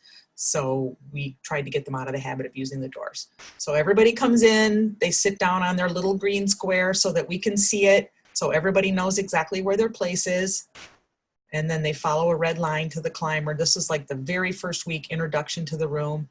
And I provide these images so that they can see that you're spaced out between each student and that you go up, that you don't crowd yourselves, and just so the teacher has those pictures to show to their students, and then they can kind of learn the language and that the teachers know what the expectations are. When they use the climber, I've got some student volunteers to demonstrate what the expectation is. Feet go first, and that when you're coming down, and I put the little grouchy face, you do not come down hands first. Even though therapists love it, it's not safe technique. That's just showing our climber, and I did add a little obstacle course to it just to give it structure and a plan. And then we use a concept called an exit trail in our gross motor room. You could do it in a gym class. You probably can do it most anywhere that you can figure out some structured pathways. And the kids, this is the very easy one where they're just gonna fly like Hootie, because our symbol or our character for our school is an owl. And they put their arms out and walk along the line. So, you know, they've been all wild and crazy playing, and then they kind of calm down and they walk along the line and they get to the end, and then they do the kind of, I stole this from Brain Gym and school moves, where they give themselves a hug and take breaths just so they settle down before they go in the hallway, because teachers were letting me know that their kids were a little too wound up for my fun activities. And then I just tell them they're going to repeat. And then if the teachers have any, that's supposed to remind them to ask their students if they have any questions, and also to get with me to say, you know, that they've got questions or they want to see if they can change or modify anything. So let's go back to you guys. So, okay. So that was, you know, getting the plan out. Now we implement it. I joined the early childhood special education classes for the first time that they run to the activity of the week. And then, so that's one part. And then another component we have is that our GSRP, which for those who don't know, that's the 4-year-old preschool program for students that are at risk. There are 16 children in those classrooms with 2 teachers. So sometimes what we do is we take the GSRP teachers will select half of their students that are the ones that tend to be more cooperative and that are going to be better buddies. And they will, well, you know what? I skipped ahead. I'm so sorry. The way that the plan goes is we have a gross motor room and it's scheduled in 30-minute sessions. So the number 4 that you're looking at, that's the early childhood classes, and I join them for that to help lead the teachers through. And then we have the GSRP, which is the regular ed class. Their teachers lead, and once in a while I might just drop in if I've got time or I'm coming through the hallway and I see that they're not quite sure what they're doing, and I'll just come in and just kind of glide in and help them out and then take off again. Then we do a couple of inclusion opportunities between our GSRP and our ECSE. We have kind of the captain's program that was just named this morning, that the ECSE kids who have already done the week's activity once can get selected by their teacher, and then the paraprofessional and possibly me will go with them and just join a GSRP classroom that's already their partner classroom. And since our kids already know the activity, they can kind of go in and be a little bit more of a leader because they already know how to stand on the line or how the game is going to function. Then we also do a buddy class program where our early childhood students have already done the activity once early in the week. And then when they go down the second time, some of the students in GSRP that are handpicked are going to join in, and they're the buddies. And then we partner up the kids so that Johnny always has Julie as her buddy. So that buddies will seek each other out, and then they partner up for whatever the activity is. Another part of our program is just equipment access. I've put together a couple of large bins that have some of our Unified Champion School equipment in it that the classrooms can grab, and we have an enclosed outdoor play area. And I put a few idea cards in there for games that they can use with the activity or with the parts that are in there. We have indoor recess. We have a couple of large square elevated areas in our building in between classroom hallways that I can set equipment out. Mostly it's obstacle courses, but sometimes there's a few manipulatives or some balance devices, and the classes can just take a gross motor break and do a little indoor recess thing, or if the weather's inclement, then they can use those activities there. Then we have a few all-school events. We have a superhero day, which is our substitute for Halloween because we're not allowed to celebrate holidays because of GSRP rules. And I build a very large obstacle course in the gross motor room, and the entire school will use that obstacle course. And typically I'll leave it up for the week so that in addition to the really large one that everyone does, they can repeat those activities and they can refine their skills.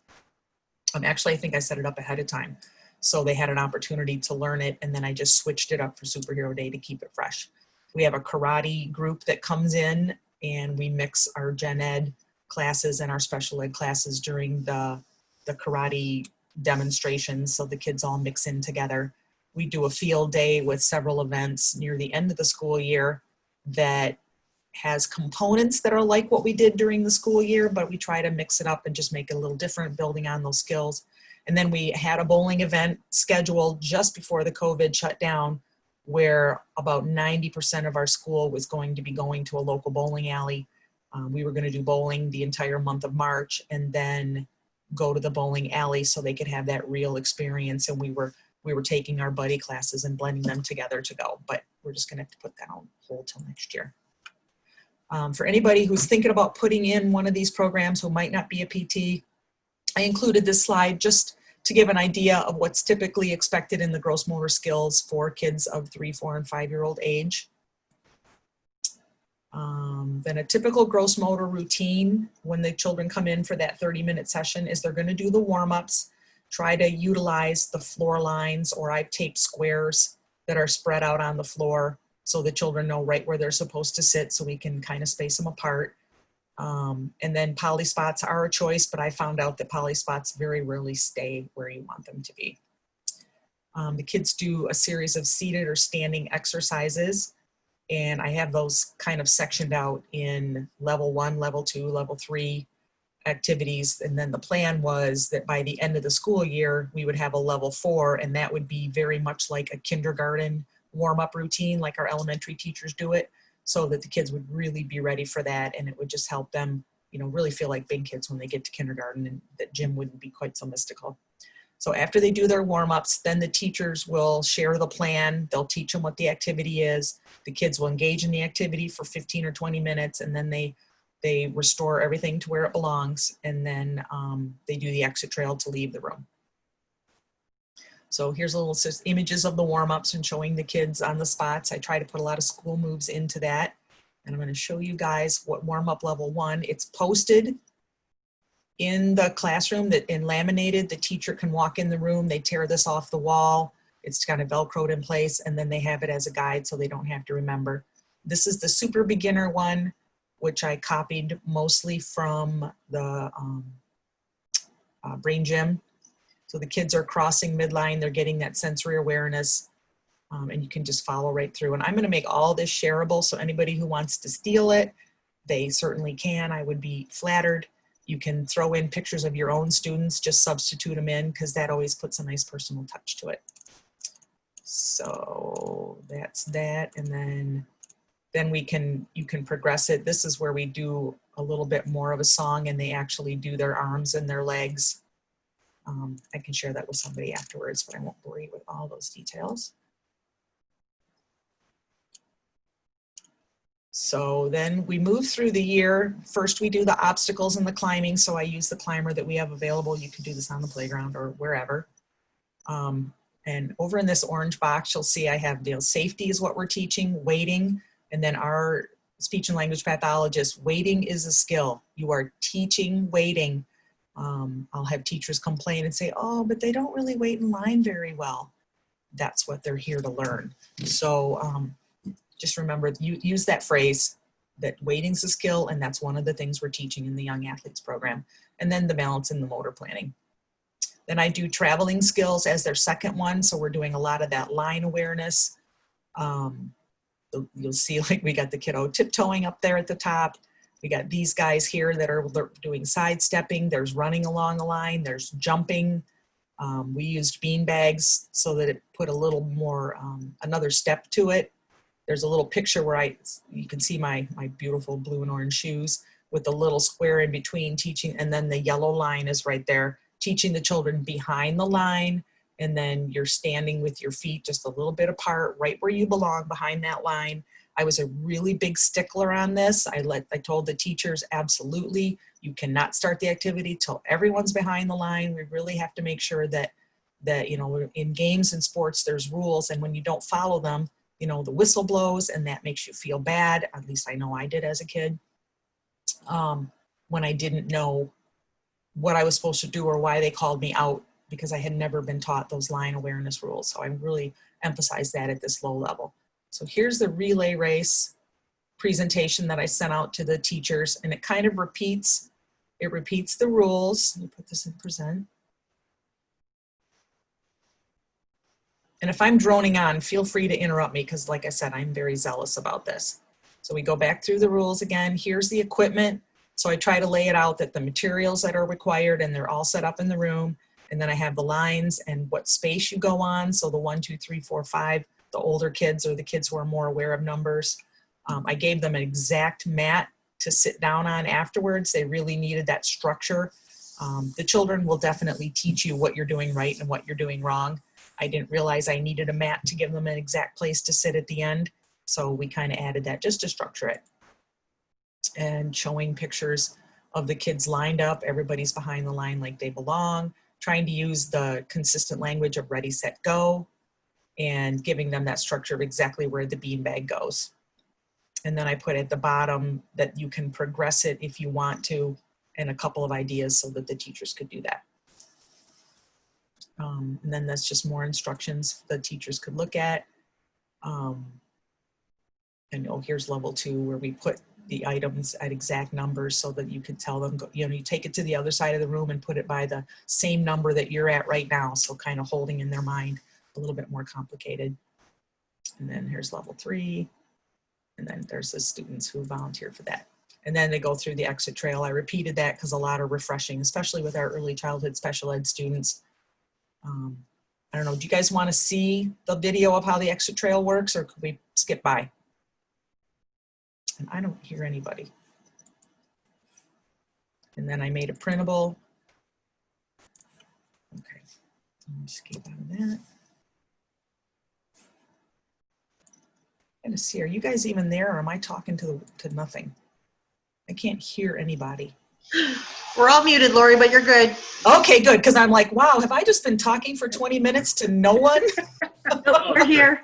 It's a little weird. Okay. Here's large ball skills, and then again, there's a couple more presentations, which I put the links in here. We got a couple of the bowling sets so that it's very similar to an alley. I highly recommend this multi-hoop basketball thing. We use that all year long for different activities. It's great, you know. And then I show this little picture of the young man putting the ball back so that we're, you know, respecting our materials and following structure. You look under the bowling alley, I put a bin there so the kids know when you're done, the ball goes back into the bin, you know, teaching those cleanup skills and those responsibilities. Then we did small ball skills. This is one of my favorite games that we just kind of created. It was tennis ball bowling. So we utilized those bright bowling pins and the fun, you know, that they knock down and that you can put them up.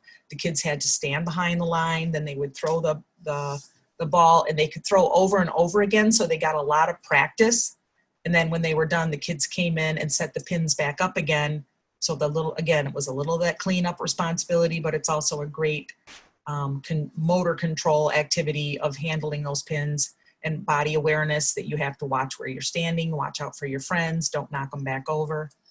And then we also, to teach underhand, I use those hoops mounted down low, because trying to get a child to do underhand is really tough if they don't have that, you know, they're sometimes not great at imitating, but when you give them that low hoop, then it encourages them to use the underhand motion instead. We incorporated a little bit of parachute play, although that was going to be more as we got towards spring weather, which got canceled.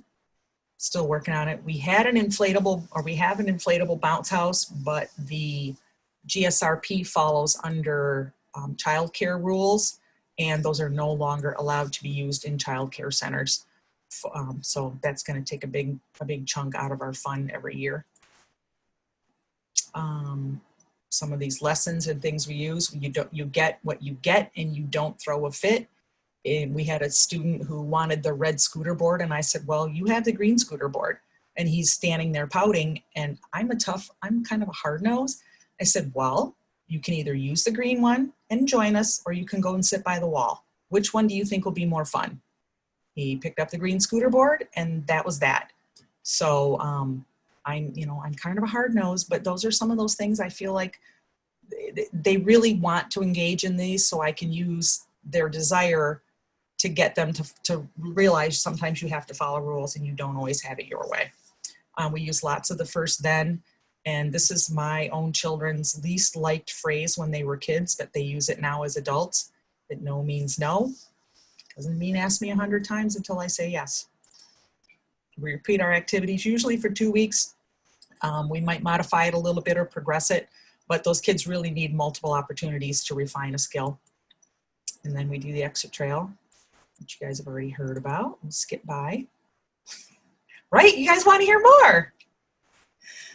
These are some of the extra things that we do with our early child or with our Unified Champion Schools equipment. I want to make sure that it isn't my equipment that I hoard and store away, but that it's available to our building. This actually I bought with special ed money, but we pretend it's Unified Champion Schools. This is fantastic. It's called a jumperoo, and as you can see, grown-ups and kids can play together. We move it around our school so that different days of the week, different classrooms have access to it. And we put a parachute over it that says that it's closed so the kids know when it's available and when it's not. We have carpet in our hallways, so these little Velcro things available on Amazon are awesome. I made this, jump your feet apart, jump them together. We can space them out, we can change them. Those are available. The teachers can just walk that way on the way to the cafeteria, and the kids get a quick motor break on their way. Engage and disengage is a great lesson. We brought one of our speech pathologists brought in this box from a washer. We cut holes in it. We called it the Hungry Hippo game. We threw the ball pit balls all around the gym. The kids loved running and getting them. And actually I've added to it since this was taken, and we put color around the circles so the kids would have to match the colors. And then we added the scooter boards, and they had to travel on scooter boards to get the balls and bring them back. It was a great deal of fun. For introduction to snow sports, we bought one of these snow tubes. It's the really tough kind. And we have a hill at our school, which is amazing, but the kids I put a lesson plan together, and all the teachers have it. They can go over it with their students, what the rules are to use the snow tube. The kids love it. They will line up and wait for it. This is one of my little indoor obstacle courses. It's available almost every day. We had a awful weather day that we couldn't go outside. I think it was too cold. So we took a parachute and we draped it over some random equipment and had an indoor snow throwing fight, which, we can't have a snowball fight, but we just threw snowballs back and forth. Here's a picture of our karate and our, my adorable little girly there, watching the karate demonstration. And after we took the picture, then I was able to stand with her and help her balance. These are the Velcro discs again. You could do the same thing on poly spots. I just took a Sharpie marker. And then this is the cross crawl you might be familiar with, where you lift up your knee and you reach across with the opposite hand and tap your knee. You can space those out, and as the kids get to different stations, they would follow those activities. So this was from the parent presentation, which I just included in case anyone wants to follow. These blue ones are all links to some good information that you can share. This is the question and answers. I made a highlight. This was again from the parents, but I left it on here, that this is a printable that you could modify to meet your own desire, but you could send it home, change it, put your own school name, and then what the whole purpose of your Unified Champions program is all about, what the children will be learning. And then I included the thing that had what the skills are so parents would know, and you could send that home or share it with teachers or whatever. So that's what I do.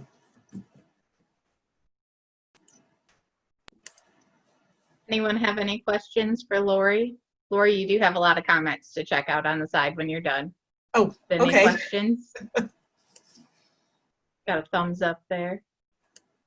Yeah, I hope everyone noticed too that Lori's activities aren't necessarily directly from our guidebook for young athletes, but they still focus on those same skills, like the underhand throw and the overhand throw are in our book, but she does them slightly different. You have that same freedom. We give you some ideas, we give you the framework of what skills to work on, but you can implement the activities that make that best happen. I'm sorry, Lori, I feel like you were about to say something. No, well, who knows? I'm always about to say something.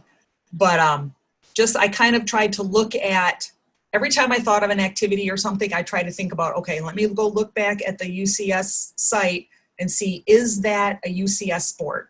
Am I building a foundation that's going to lead toward a Unified Champion sport or a Special Olympic sport in the future? So I tried to make sure that everything my kids learn are leading them towards success at the next level. And as long as I could find a way that it matched up, then I went ahead and did it. I think we have a couple spoon sleds as well, so the kids can learn about, you know, snow and being in the cold, and it's not something to be so afraid of. There's so much negativity that you hear everywhere you go against being out in cold weather, and I try to, you know, teach the kids that yes, it can be fun out there. If you take up a winter sport, you won't stop hating winter. Very true. Yeah, so. Yeah, and it's amazing. The kids will wait in line 15 kids deep to get on that snow tube one time. And there's rules. They have to buddy up. 2 kids carry it up. You know, you have to help a friend. You can't just hog the equipment, and it really works out nicely. The kids learn so many great lessons, and you know what? So do the teachers. I just want to add that I've seen Lori's program in real life, and she does actually do all these things. This isn't just a presentation of her hopes and dreams. She puts this all in place actively. So Lori, thank you very much for sharing. We loved it, and it looks like in the comments lots of other people did too. Now, Sarah, are you still available and ready, or do you want me to show the video? You're muted, but you smiled, so I'm going to think that means you're ready. I am ready, yes. All right, go I ahead. just need to share my screen. Okay. So, hold on. Sorry. Why isn't it letting me share my screen? Maybe does Sarah have access to share? Okay.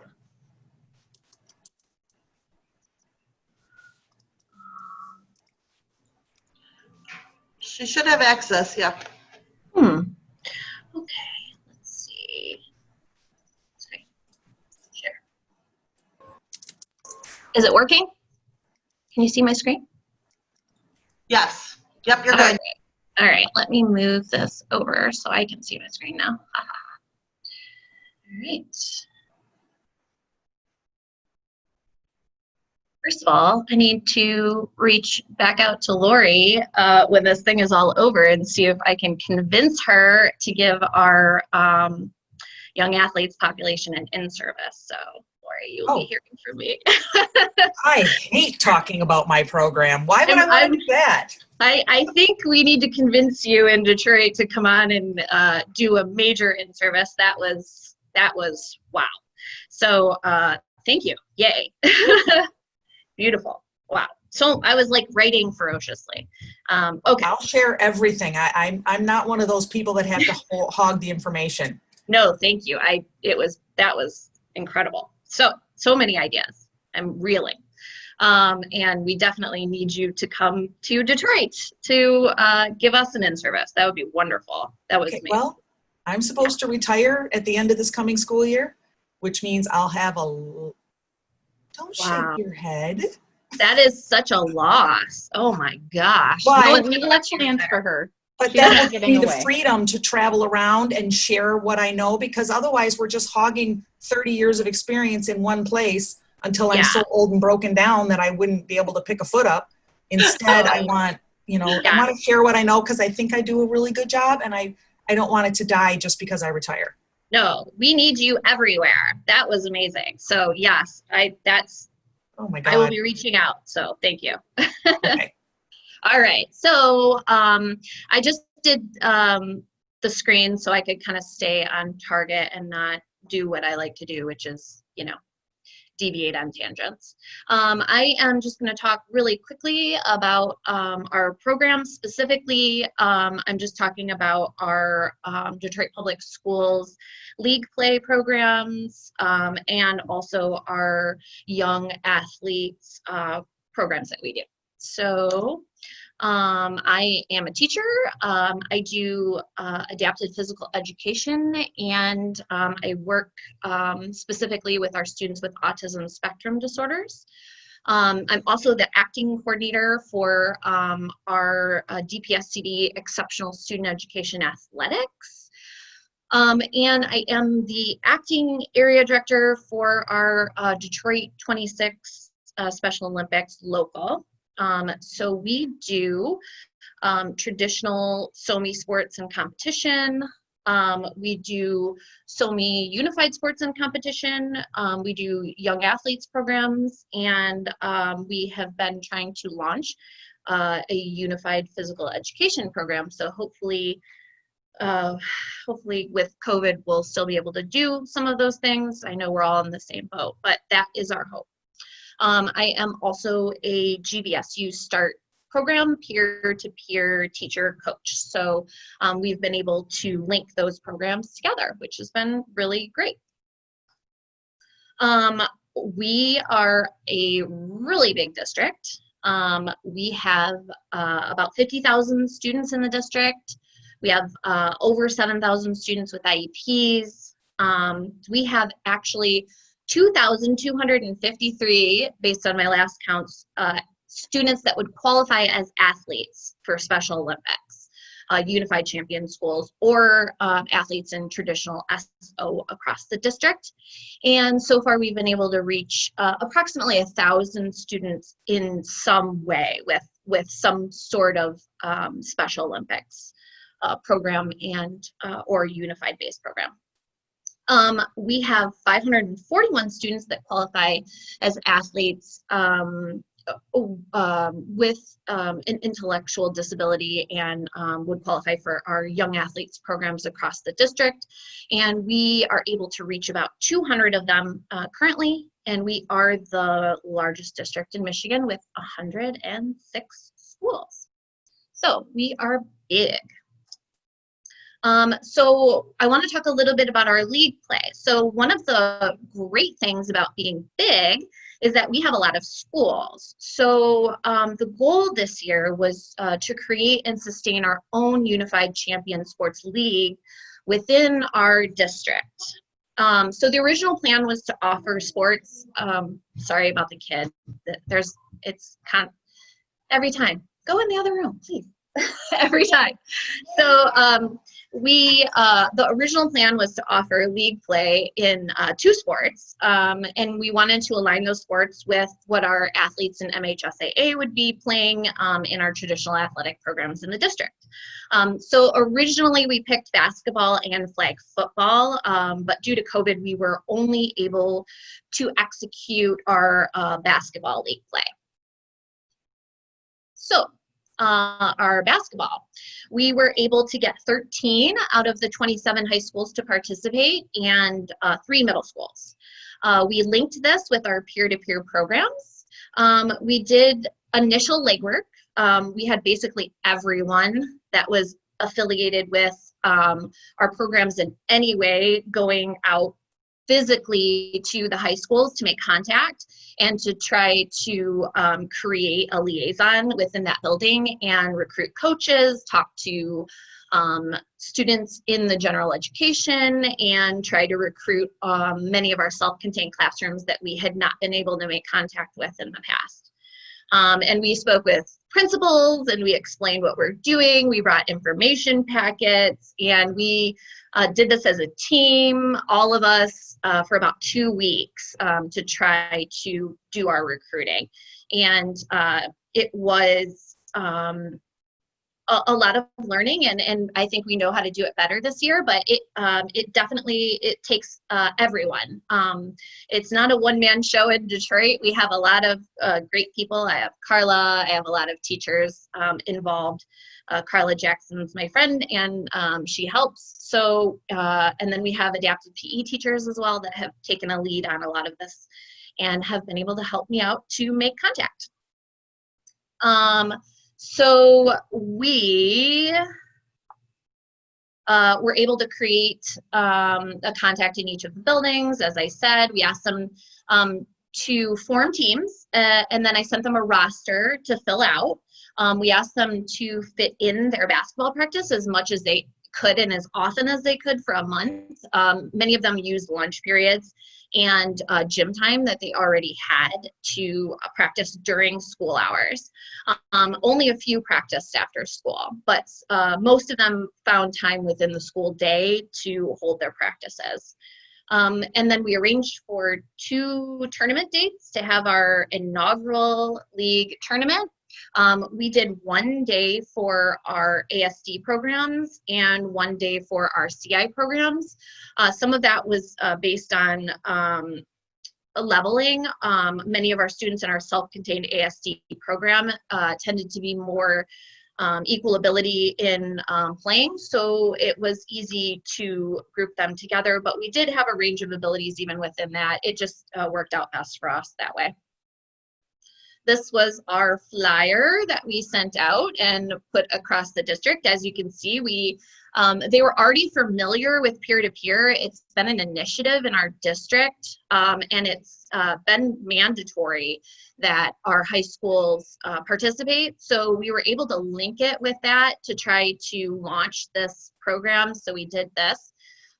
We were able to write a grant, and we got some sponsorship money from Nike to be able to pull this off as well. We had 2 days all day long at Joe Dumar's basketball facility. We had, I said 6 basketball courts. That we did not have 6 basketball courts. I think we had 4. I don't know why I said that. The day 1, our students from our CI programs attended. Day 2, students from our ASD programs attended. We did a round robin style tournament. Every team got the schedule ahead of time. We numbered the courts. And for especially like inaugural league play, I would really highly recommend experienced referees. It really made a difference. They know how to keep the momentum of the game going. They understand how to alter and facilitate rules. It doesn't compromise the competition, but it does allow for the students to participate at their level. I think experienced referees, at least, as you're developing these league plays, I think it makes a lot of difference. So the other thing is we invested in some reusable, reversible district set of unified jerseys, and the hope is that we can use them for multiple sports, not just basketball, but they're able to flip them, and our white team becomes our blue team becomes our white team, and they're actually uniforms that we are legal for competition as well. So if we would like to take a team to competition, we can pull from our district set of unified jerseys, and without a beat, we are able to go to state competition. So that was great. That helped a lot. We have a unified cheer team that we developed, which was really amazing. And that started much like the presenter yesterday, where we had some students that wanted to participate, but didn't necessarily want to play basketball. And they were able to be a part of our PEP or cheer squad that cheered on the students during our league. Let's do that. Oh, now it's deciding to fade it. Great. So we did participation awards for this tournament because we shortened the games and we altered the rules a little bit from what SOMI would consider legal play. But we tried to stay as close as we could to the rules. Unfortunately, because we were running this during the school day and we wanted to allow for a lot of different groups to have competition, we shortened the game. So because of the way that we had altered play, we did participation awards rather than traditional unified awards, because it wasn't what you would consider a legal event for SOMI rules. So we did tournament t-shirts. They were provided by a local grantor. It means a lot to our students, but it also is really, really good PR. They come back to their schools from our large events wearing these shirts, and we're also able to give them to administrators and stakeholders, and they wear them, and it begins the conversation around what we're doing and what is that, and how can I get involved. So t-shirts aren't just t-shirts. They're really good advertising tools in our district. They're some of our best advertising tools, so keep that in mind when you do your t-shirts. The more awesome they are, the more questions people ask, so we try to keep that in mind. And then invite everyone when you put something on. That's how we've gotten people really invested in our programs. We try to get all of the stakeholders there. And then this, because of COVID, we weren't able to get as many people there as we wanted, but definitely anytime you hold a big event, have lots and lots of people come and show off the great things that you're doing. So this was just the schedule. We did, at 10 a.m., we did 30 minutes of warm-ups, 10 to 12:30, we did the games, 12:30 to 1. We did lunch, and then 1 to 1:30, we did pictures and awards. So it was fast, but it was really, really great. It was effective, and it was enough for our students to get that initial experience of what it feels like to play in a tournament, and also to get that competition experience. So we appreciated being able to do this, and it was really, really good for the students and the staff. So we were able to see how capable our students were as well. This is one of our teams. I have to put in some adorable pictures. The takeaways from the league play, this meant so much to both our parents and their children. We had a parent that rode his bike across the city to watch his son play a sport for the first time. And he and his athlete were so proud. The partners, they just get it. They know how to do this. They don't need a lot of adult intervention. Our teenagers were really intuitive. They adjusted to the game naturally for the differences in ability. And it is just amazing how sports helps facilitate this. And, you know, honestly, every time I see it, I'm blown away. It's like a surprise every time how amazing our kids are. They're just awesome. And we were really able to break down a lot of barriers, not just within the school, but within the district. I think a lot of our, I can't talk right now. I think a lot of our, teachers were very apprehensive, and we were able to show them how great this is and what this can look like. And then hopefully we can build on that in the future. So we allowed students of all levels to participate on the same teams. We did have students that would just decide to periodically take a rest in the middle of the basketball floor.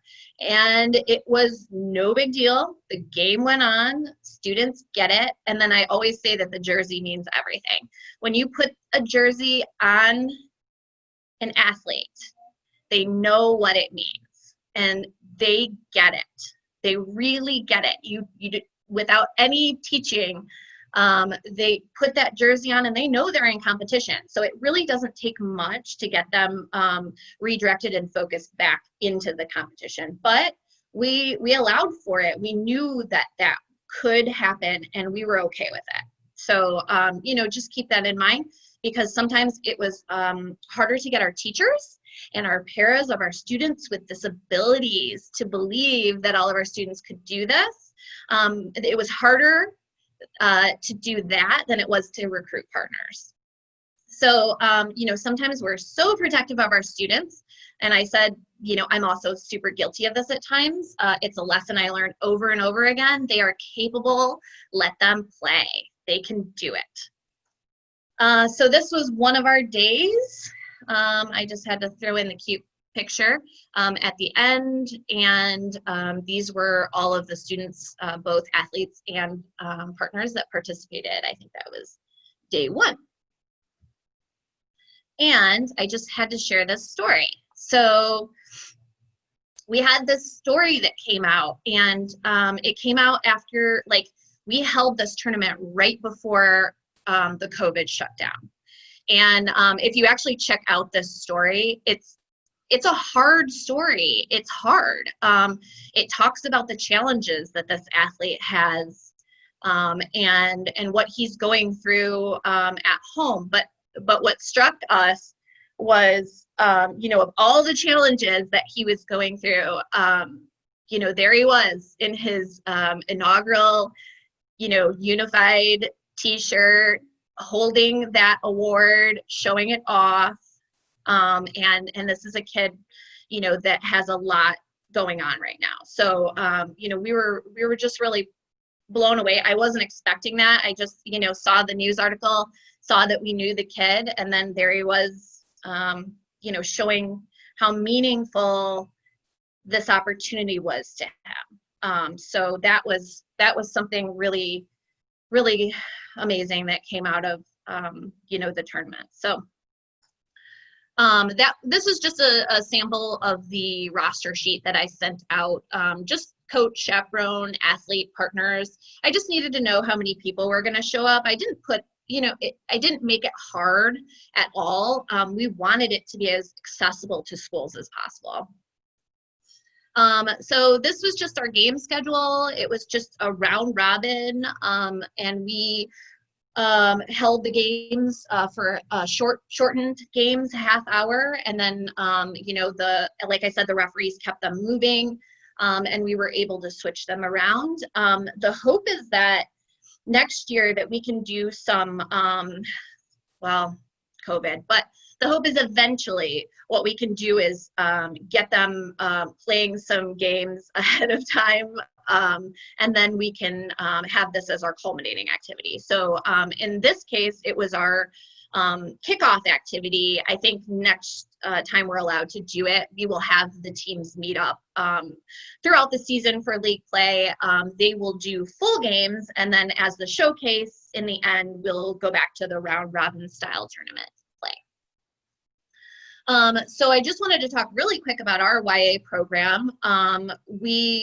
I kick off the program by asking the district to get me a list of teachers in our early childhood programs. I reach out to the teachers and I ask them if they would like to participate. They always want to participate. What we do is we offer 6 clinic events, about 1 per month through October and March. And then we do 1 grand finale outdoor event in an enclosed playground area. So we do 2 days for each YA clinic, and we break them up. Students with autism are on 1 day with peers, and then students with cognitive impairments are on day 2 with peers. And we usually have about 100 or a little over 100 per student athletes per clinic event. We have also provided our new participating classrooms with a kit that was used unified funding, purchased the kit, and any teacher that is new to our program gets this kit so that they can facilitate their programs in the buildings as well. So teachers come to a centralized location for us on busing that is provided by our district. We combine schools on the bus so that we can reduce costs as much as possible. So our schedule is just kind of, we set up the events from 8:30 to 9:30. We always recruit corporate volunteers with the help of SOMI to run the centers, and they usually help us with setup. Our events run from 9:30 to noon. 9:30 to 10, the students arrive, and then they get pennies. This is something Danielle and I came up with this year, and it really has made a big difference in running large clinic events for us. So we were brainstorming because when we started doing programs with our students with autism, the way that we had it set up was centers, and then the students were allowed to do free choice. When we incorporated students with autism into that, we just realized really quickly that they needed more structure. It was not going to work in the way that it had worked with our students who have early childhood developmental delay. So we did pennies. I have 6 different colored little pennies for little humans. And when they come in, we try to break them up evenly by color. So some will be purple, some will be green, and that is how we group them. I try to keep the classes together. So usually like 1 or 2 classes will be 1 color. And then we will do our opening song and warm up. And that is led with visuals and supported by our music therapists. we do the same song every single time for our clinics because we have noticed that the students really get to know that song. They know what to expect. They understand the routine. So we just keep it familiar, and they really get to enjoy that song by the end, and they know all of the words, and they can pretty much just do it by themselves. So as I said, we have the 6 groups rotating through the centers from 10:15 to 11. The students move by the colored pennies. One of our centers is always a Drums Alive center with our music therapists. The rest of the centers are gross motor, and we use the ideas that are found in the YA playbook to decide what our centers are. We will do new centers. It should say every clinic. I don't know why I said every week, but teachers then ideally take those skills that we have practiced in the clinic, and then they work on them with their kits and with their students within the classrooms for the next period of time until our clinic introduces a new skill. We have then gross motor free play, which is just pretty much chaos. We keep all of the toys hidden until it's time for our sensory fun free play, or we will never get them to go where we need them to go. And we've had some chaotic moments where we have learned to hide things. So, you know, it's never perfect. Keep adjusting, and that's what we've done. And it is much better now than it was when we first started to do this. Much less chaos, maybe more organized chaos. We'll just say that. So we do snack and dismissal from 11:30 to 12. And then at the end, for our culminating activity, we have AYA grand finale, where we do set up outdoor centers and have a free play event. We incorporate water play and super messy art activities, and then we have a picnic lunch, and it's just a really nice way to end our YA programs. And of course, we invite, you know, all of our stakeholders. So this is these are the key people for running our events. These are our corporate volunteers. They come in and they help us set up, they help run the centers, they work with our students in the centers, and they have a really great time doing it. We could not run large programming events without our volunteers' help. So volunteers are key. Recruiting community stakeholders and getting the community involved in your programs is great, not only for fundraising, but also for just having all those hands that you need for little people. And then there are our little people activities. This was pre-pennies, but they're just so cute, so I had to share. And that is it. So if questions, anyone, but if you have any questions or you'd like to reach out, I gave my contact information, and I really appreciate you letting me present on our program, or a couple programs. So thank you so much for having me. If anyone has any questions, please let me know. Why do I see hands? Who raised hands? It's clapping. They're not not raising. raising. Clapping. Yeah. There's 2 of them. You just can't tell. Thank you very much. Yeah. All right. Well, I will give back the floor. Thank you guys for having me so much. Thank you, Sarah. We have one presentation left in this section. This is a video presentation from one of our state YAC students. His name is Dylan Steele. He just graduated from Bay City Central High School. And Dylan, within the past couple months, made it onto the University of Michigan cheer squad. So he is going to talk a bit about the virtual workout and social activities they've done, as well as just a few other tips with running your program virtually. So let me make sure you get sound. Here we go. Hi, my name is Dylan Steele. I've been asked to speak with you guys today for a little bit. I'll give you guys a little bit about myself before I get into it. So like I said, my name is Dylan Steele. I was a student at Bay City Central High School for the past 4 years, where I was involved with our Unified program. Had a lot of fun with it. Summer games, definitely my favorite part, but also being around, bowling, just activities in the school. Overall, just having a great time. I was on the youth activation committee for the state for the past 2 years. Met some of my best friends through there. Once again, had a blast through that. Then recently, I got going to the University of Michigan. I've made the cheer team, where I've been able to stay connected virtually with my teammates. That's actually why Danielle asked me to talk to you guys today, so we'll get into that. So how it works is we have 4 workouts a week, and there's 4 captains on the team, so each one runs a different workout, so it's not too much stress on any individual, which is nice for them. And they're not mandatory by any means. Like if you have to work, something like that comes up, nothing is held against you. I know they keep records of who's there and stuff, but if you can't make any of them, it's not a big deal. It's just an option to stay in shape. And the way they work is an hour long, 3 of them are at night, 1 is in the morning. It kind of works around the captain's schedules.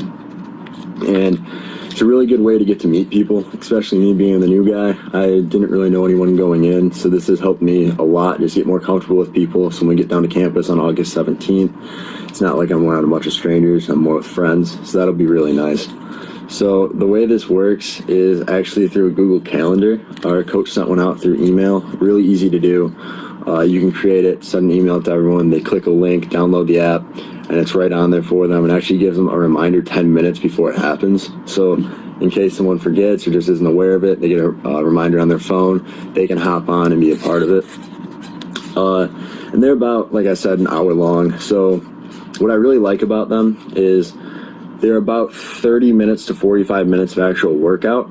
And then at the end, there's actually just a stretching portion where there's stretching and stuff, and no one's really leading it. It's independently ran. Do what you need to do. But you just get to talk to everyone, get to know people. And for the stretching portion, the coach actually leaves, makes the captain the host in the meeting, so you can get to know people without having an authority figure involved, which is really nice. Get to be yourself, get to talk to people. So how does that affect how we can stay in contact with our unified classrooms? Zoom has really taken over, as I'm sure you guys have all been through countless Zoom meetings. The first few were probably excruciatingly awkward. You just kind of learn, go with the flow. It's 2020. That's kind of how things go these days. But Zoom has become a very powerful tool that we can utilize, especially with the uncertainty of our class is going to be online, hybrid, not really a lot of answers right now. So just kind of preparing for that. So we can set up Zoom calls to be able to stay in contact with our students. Obviously, they don't need to be workout based. That's just the way that works for cheer. But there are also team meetings and stuff, which are really nice, just to be able to see everyone, talk to them, see how they're doing, stuff like that. So how we can utilize that is we can have weekly Zoom meetings. They don't need to be 4 times a week, just maybe once or twice, see how people are doing. What's really important is to reach out to your unified students to make sure that you pick a time that works best for them. I would say try to stay away from the afternoon, as that's where people are going to most likely be the busiest. Try to shoot for either the morning or at night. Obviously not too early in the morning. No one wants to get up at 7. Just try to shoot for like 10 or something so people can still get their rest, sleep in, all that stuff. You get a better attendance that way. And at night usually works pretty well too. People are usually out of work by then, so you get a better attendance, more people there to take over. You also want to make sure that it's not too instructor driven. Make sure you have a couple partners and athletes that'll be able to kind of not take over the meeting, but be able to lead it in a way. That way also you can kind of leave the meeting at the end, which, like I said, was very beneficial for me, especially for new people who might not be as comfortable with authority figures. Those who are a little more shy, it gives them more of an opportunity to have a voice, be able to speak, make some new friends, and hopefully when we get back to school, be able to connect with them before, so they don't feel like a stranger in the program. Another thing that's really important is how we can communicate them about these meetings. Obviously, emails are a favorite way to communicate, but I can say firsthand, especially my freshman and sophomore years, I check my email maybe once a month, and that's being generous. So There are ways to do around emails.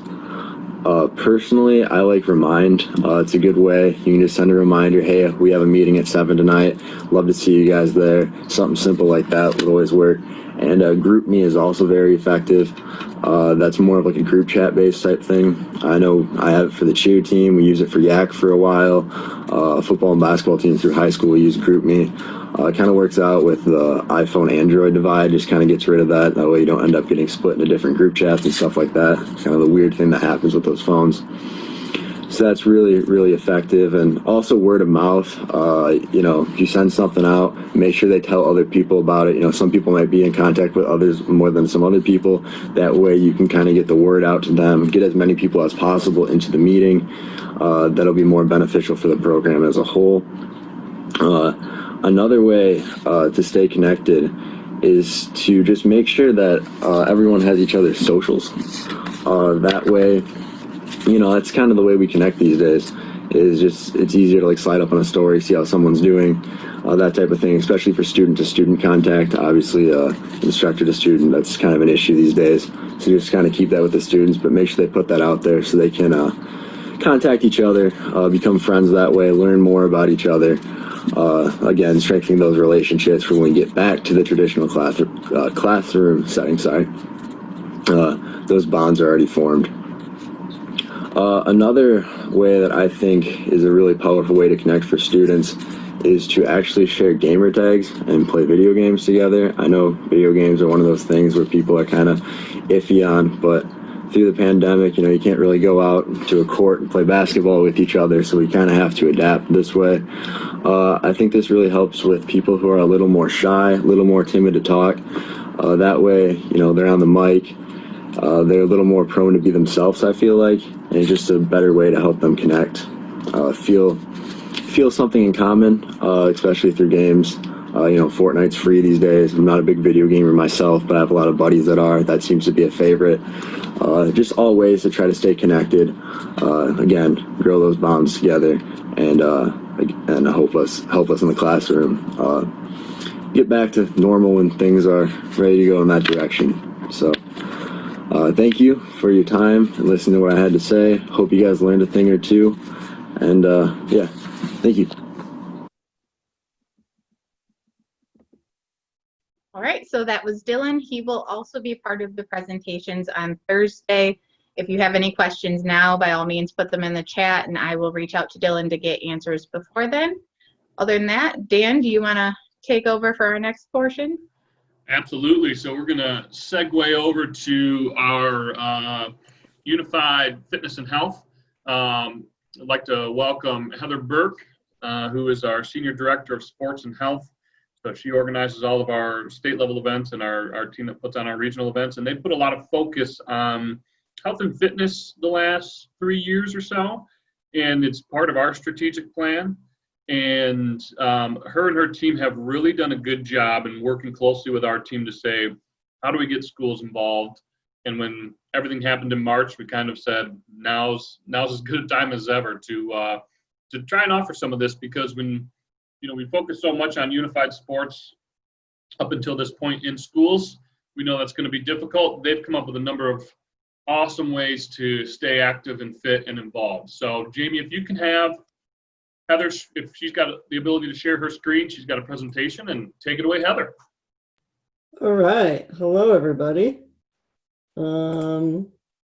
Hopefully this will work. Good, Heather. Yep. And then hopefully this will work. Is it in presentation? Not yet. There we go. That work? Yep, there you go.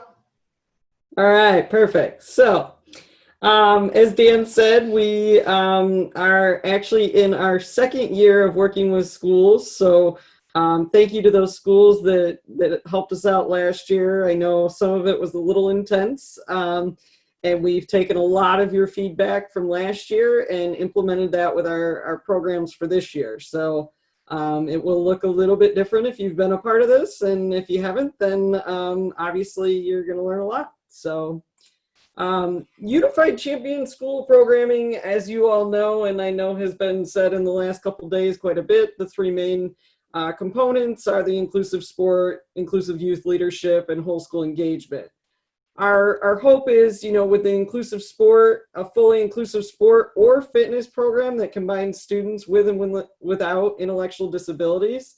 The inclusive sport can be a gateway for future participation and is generally carried out using one of the following. And hopefully, you recognize these, but the new one is the Special Olympics fitness, the unified physical education that's been talked about, and then obviously unified sport.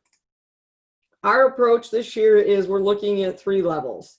We're looking at a basic level with, a little bit less work, an intermediate level with a little bit more, and an advanced level. A lot of this, though, is things that you're already doing probably within your schools, or maybe different teachers within your schools are doing it as well, too. So, our fitness goals, and I'm sure you've seen a lot of these already, but again, youth in schools, fitness, has been the catalyst for advancing efforts towards inclusion and embracing that lifelong healthy habits for youth in schools.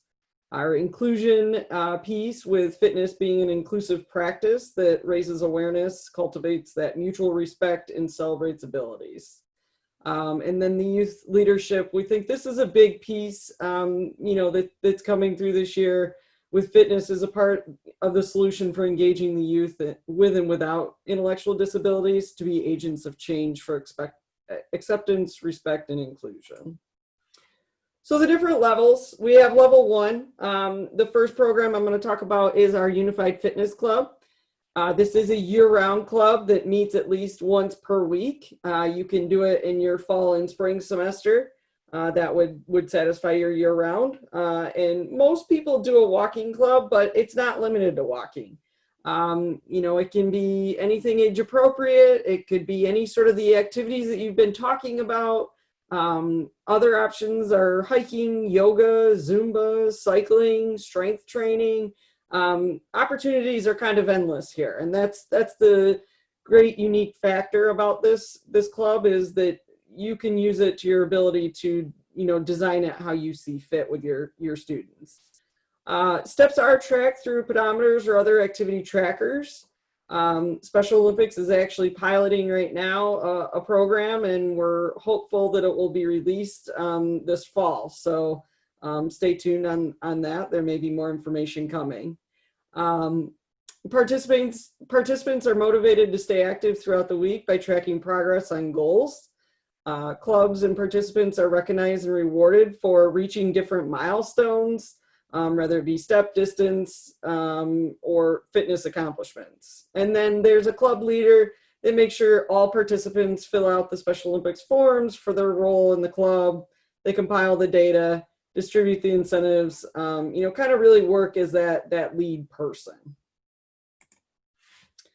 As you can see here, you can see how the Unified Fitness Club fits into the whole school engagement, the youth leadership, and inclusive sport. You can see for the first 2, the students work together to form this club, choosing the physical activity, and it brings together members choosing to introduce new physical activities during their meetings. The coaches of the teams work with their team captains to create preseason unified clubs that encourage the fitness training leading up to the sports season. And then you can see the whole school engagement, inclusive sport, through parents work with school administrators to organize safe routes, or these can be teachers, any administrator, anybody, a lead student.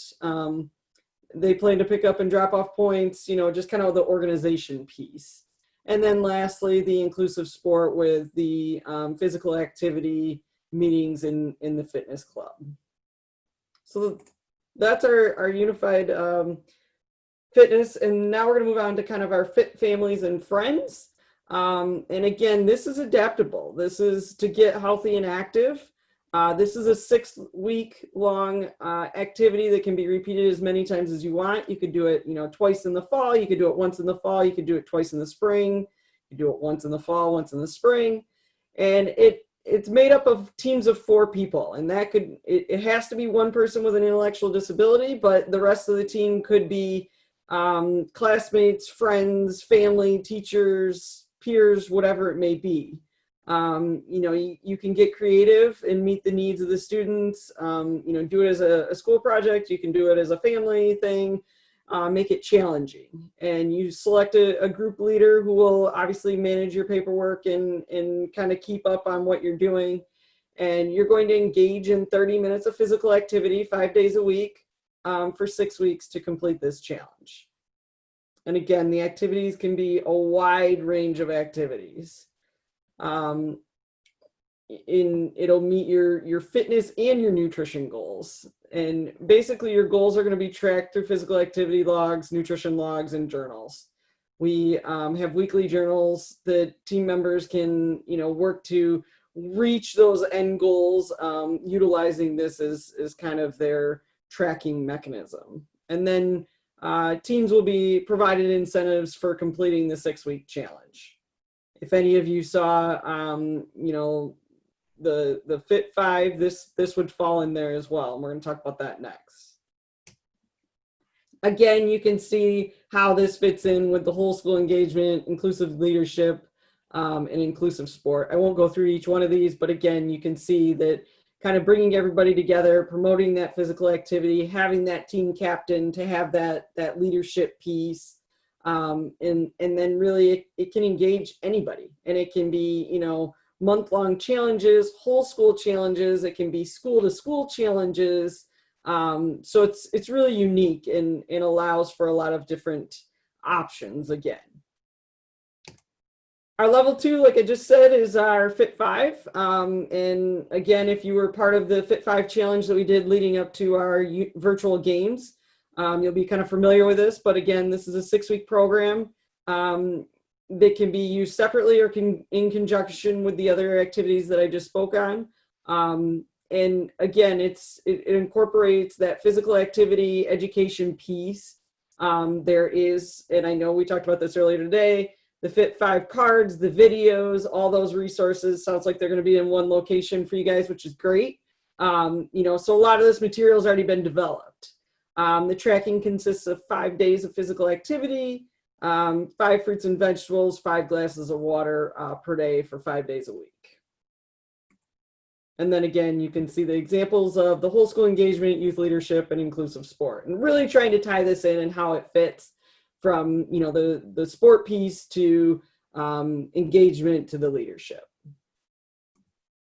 Level 3 is our SOMI Fit program. We're really excited about this because, again, this is a part where we took feedback from you guys last year and we made some changes. So we did an 8 to 12 week program that's developed with lesson plans.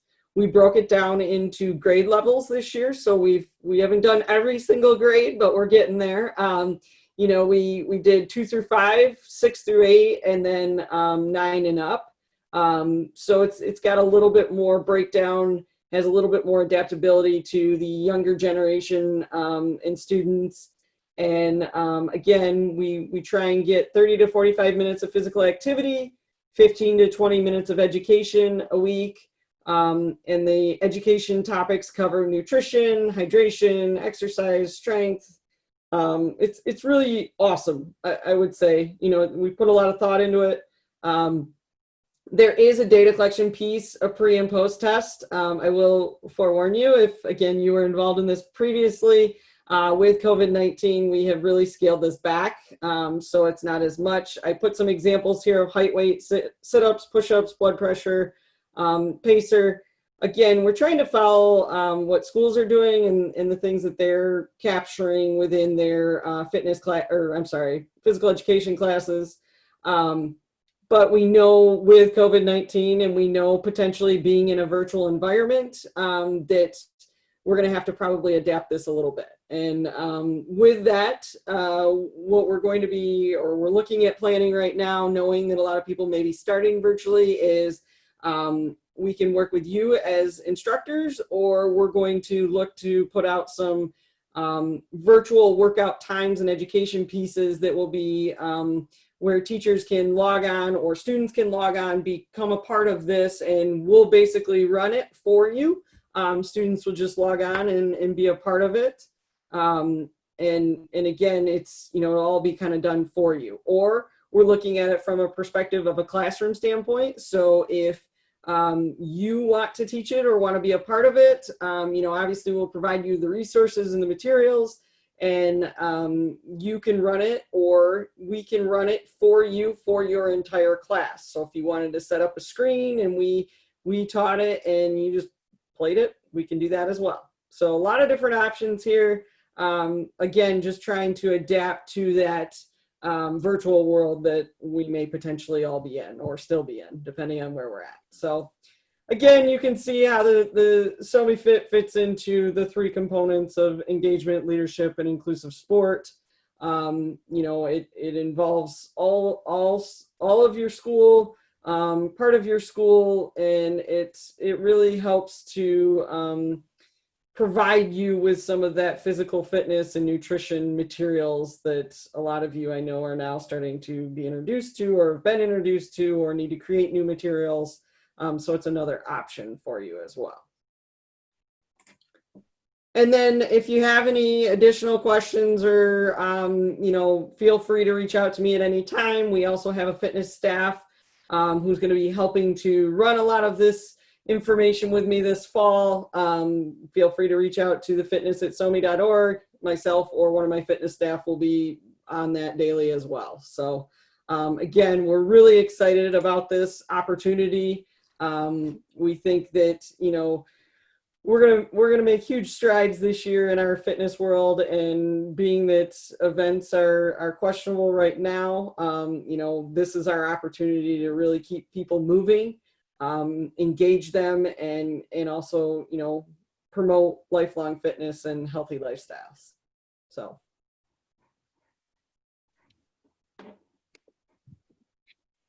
Heather, can you add those email addresses into the chat as well?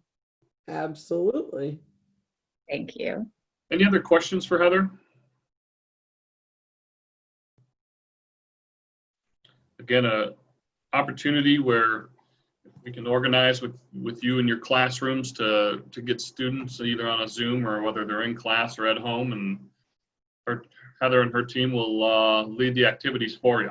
It just might be a little bit help of keeping attendance and letting them know who's there so they can track that data. But other than that, they're willing to kind of lead those health initiatives. So we're excited about that.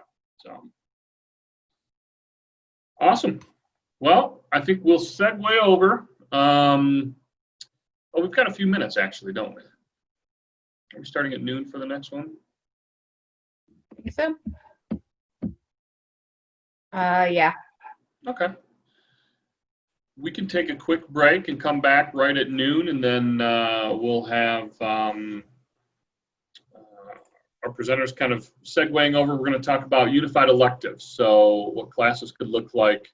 We'll talk about unified phys ed, unified art, and unified home ec, as well as a art show that Danielle's developed. So go ahead and take about 5-6 minutes now, and then we'll come back and get started right at noon.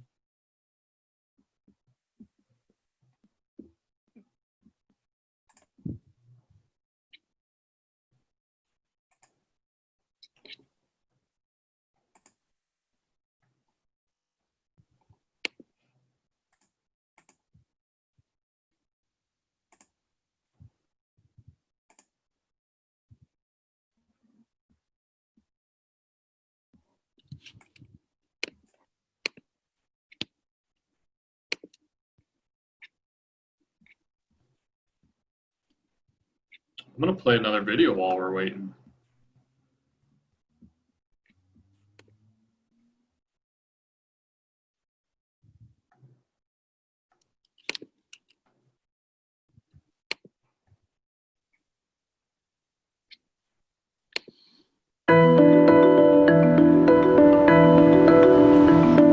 Unified is the most important thing that this school has done in the last decade. It's really a joint effort to see everybody succeed. Everyone here cares about kids. The students are what's the most special about Pontiac. They motivate all of us to want to be better teachers and to want to be better people. Honestly, when you walk in, you feel like you belong. It's just amazing. I love it. I love coming here every single day. We include everyone. It's really tremendous to be able to see what a community can do.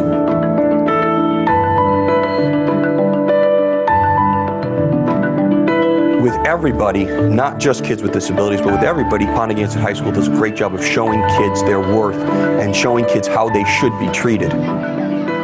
So some of those social struggles don't exist here because we are so all-inclusive. You can not only see a difference in the progress that kids with disabilities make, you can see progress in everybody.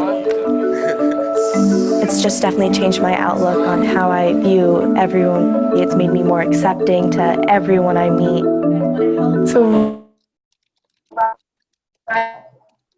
a young lady, she's on both of our unified teams, and now she's taking it that next level, and she's in charge of our polar plunge, which is our senior project, and she's spearheading it for the entire building.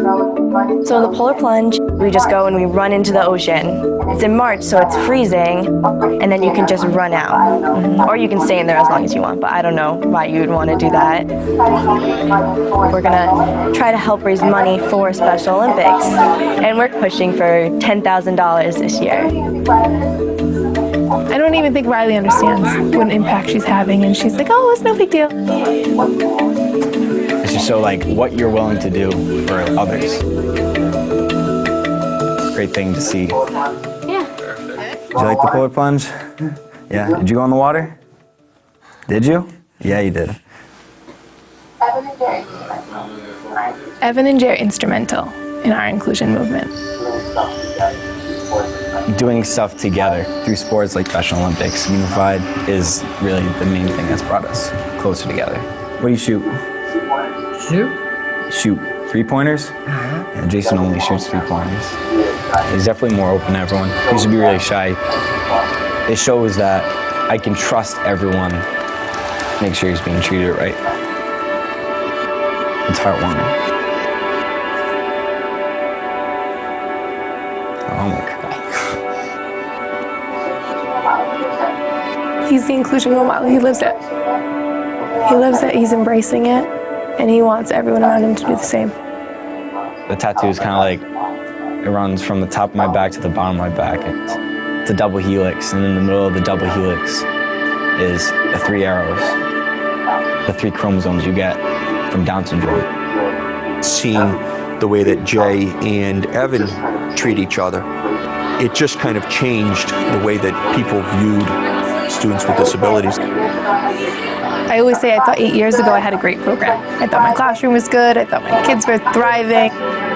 But what's happened since Unified Sports, it's opened doors that we didn't even know were closed for inclusion. And every single day, every single year, a new door opens and a new opportunity arises. Aquaculture classes, we're manufacturing things in wood tech classes. I mean, the opportunities are endless. Before it was me saying, can you please just come to your class? I'll do all the modifying, I'll accommodate everything, just give us a spot. And they would always, oh, absolutely. But now they're coming to me.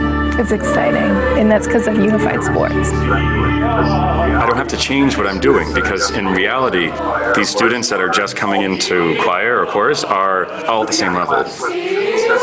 We begin every class with physical stretching, and especially with Vanessa, her limitations in terms of speech don't really come up at all because she's just showing them what to do. And in singing in general, that goes away. Or like I know when she speaks Spanish too, there's no hesitation at all. ¿Qué pasa?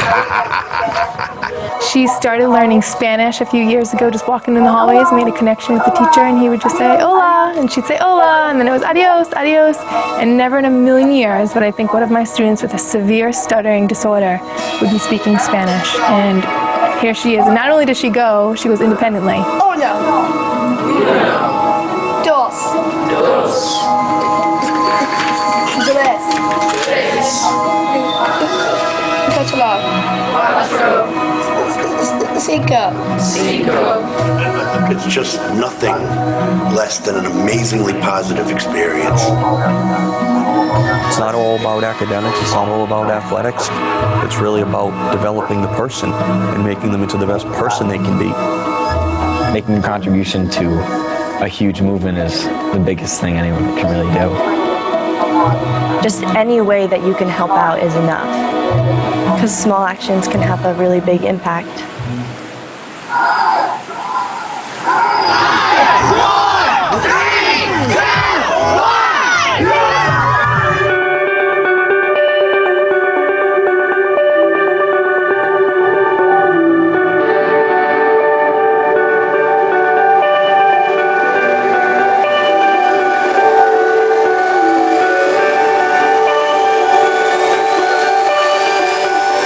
If every single high school in the nation was to have Unified tomorrow, I think that every high school in the nation would look back in 10 years and say that this was the best thing they ever did for their high school community. Don't be afraid. Reach out, get involved. If your school doesn't have something like Unified Sports, you need to make it happen. These kids teach us. We're just along for the ride. We may be supporting them and setting up the structure for them to thrive in, but they're the ones teaching us on how to live a life of laughter and love and empathy and compassion.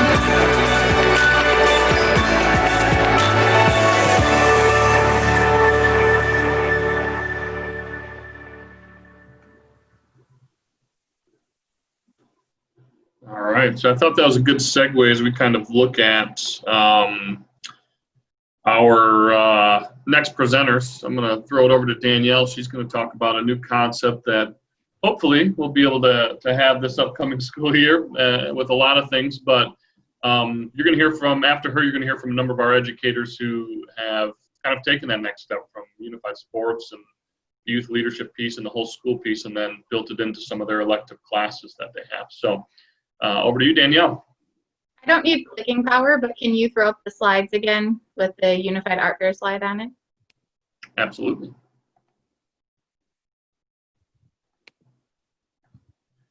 Here we go.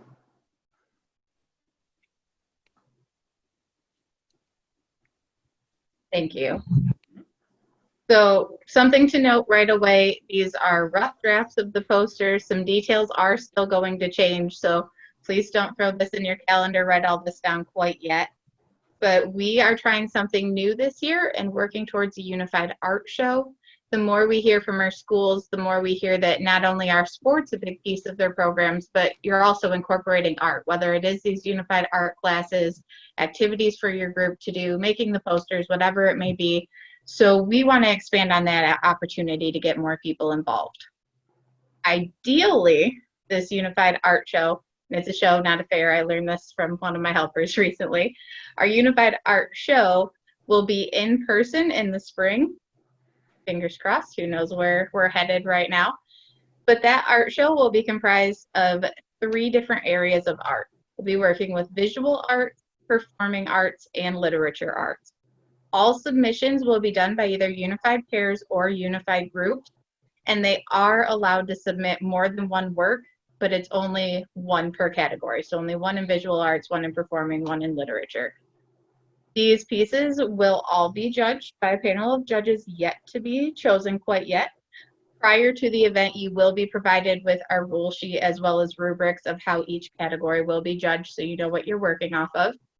For the performing arts category, we will not have the performances live at our facility simply because of timing, making sure everyone has all their costumes and everything. That can get a little complicated. So this year, our performing arts section will be videotaped, and we will be streaming those, if we're in our Grand Rapids building, in our theater, and it will play on the loop through the evening so that everyone can watch all of those performances or come and go as they please. Really, that's everything right now. I am still working on some of the details, also creating a plan for a virtual art show if that's what we get down to. So I'm welcome to any input any of you have, any questions you have. Please, if you are interested at all, start working on it soon. Let me know what's going on so maybe I can post some of those updates on our social media and let people get excited about this as it's coming up. And then to transition from that, our first speaker today was going to be Megan Turner. She had a unified art class she was going to speak on. However, she wasn't able to make it today. So she did just send me a little bit of information about the virtual aspect of that class last spring. So when their school shut down she said that the teacher of the art class, as well as the para that was assisting in that class, created art kits for all of the students to have at home. The teacher and the para then got online once a week and did a lesson based off of the kits that they had sent home to the students. So there was no expectation of having certain supplies at home. Everything was there and they were ready to keep progressing with their art projects. And from what she heard from her parents, it was very appreciated that the supplies were there and was a really great success. So moving on from that, our next speaker will be Sue Kubani from Grand Blanc Middle School. Sue, do you have a presentation you need to share, or will you be speaking? Yes, I have a presentation, and the actual teacher who is going to be running the class, Anita Purdue, is also with me, so perfect. Has the better vision, but I will share what we put together. I hope it works.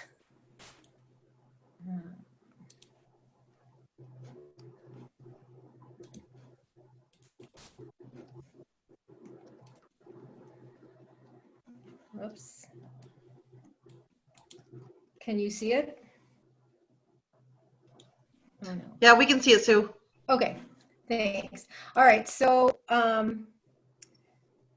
we are just getting started. We do not have a unified, it's actually called Life Skills. It's part of the Family and Consumer Sciences curriculum. And so we are just getting started, and this is where we are today. This is Wendy, she's one of our pairs, and this is me, Sue, and Anita is the one in the middle. She is going to be the teacher. I call it home ec, but that's because I'm old. And then Maria is a para, and Jenny, she and Anita, this is how it started. They were our student council advisors, and one day they invited us to their meeting to do a community service project called Bake for Good. It was through the King Arthur Flower Foundation, and Anita, she arranged all this and got the grant and invited us, and she made groups. All of my students were there. This was a few years ago. And they baked bread from scratch with yeast, and they worked in groups. She has, you know, the kitchen there. And then they donated the bread to Anita, like, I don't know where it was, Eastside Mission, or I'm not sure. It was Carriage Town Ministries, downtown Flint. Okay, yeah, and so from there, we started doing more with student council, and just here and there. And then the next year, at the end of everything we did with Anita, she had to have that debriefing and closure. And so this was one of our students. He wrote, "Everyone is doing a great job at work and very nice and kind. I love those people." And that was Norman. That was our Norman. And then like a general, all the kids did it. And we strung these out in the hall. It was during December, so they look like little Christmas bulbs. But so that was always a debriefing, and we always put something out in the hall to show what we had done or what the kids thought of it. A lot of what Anita does is thought-provoking, like what do the kids think, or what should they do, or, you know, she really is getting them involved that way. And so from there, we started getting the kids involved, or the student council kids involved more with our word campaign. And Anita and Ginny actually made student council our GB Unified Club. Like it kind of just merged, and that became our GB Unified Club. And some of my self-contained students they went through the process to be student council members, but all of us were involved in the club, but some of them were actually on the student council. And so they did our word campaign, and we started going on field trips. We do recreational sports in middle school. We do a lot of community service. We did the polar plunge. We picked up trash in the spring. And then you can see our this was from last year, our cardio drumming. And we actually did that with the whole staff at West Middle School. And this was our last year's group. And so from all of this, I don't know, Anita just decided to do, go through the process. We have the ACC process. I think Anita, it's her vision. Like she really wanted to do it, and we had the support from the administration. It's a very long process. And so we are going to try it this year. And I don't know, Anita, where is Anita? That's it. I feel very fortunate to have that type of classroom with 6 kitchens. It has a laundry and a drying machine. So what a great opportunity to do some real life skills. My students benefit even more from working with her students. And because of student council, word is already out in the school that we have a group helping. So it wasn't too hard to recruit students. Student council, they get to feel like leaders and helping at the same time. So this class is just the next step forward with that.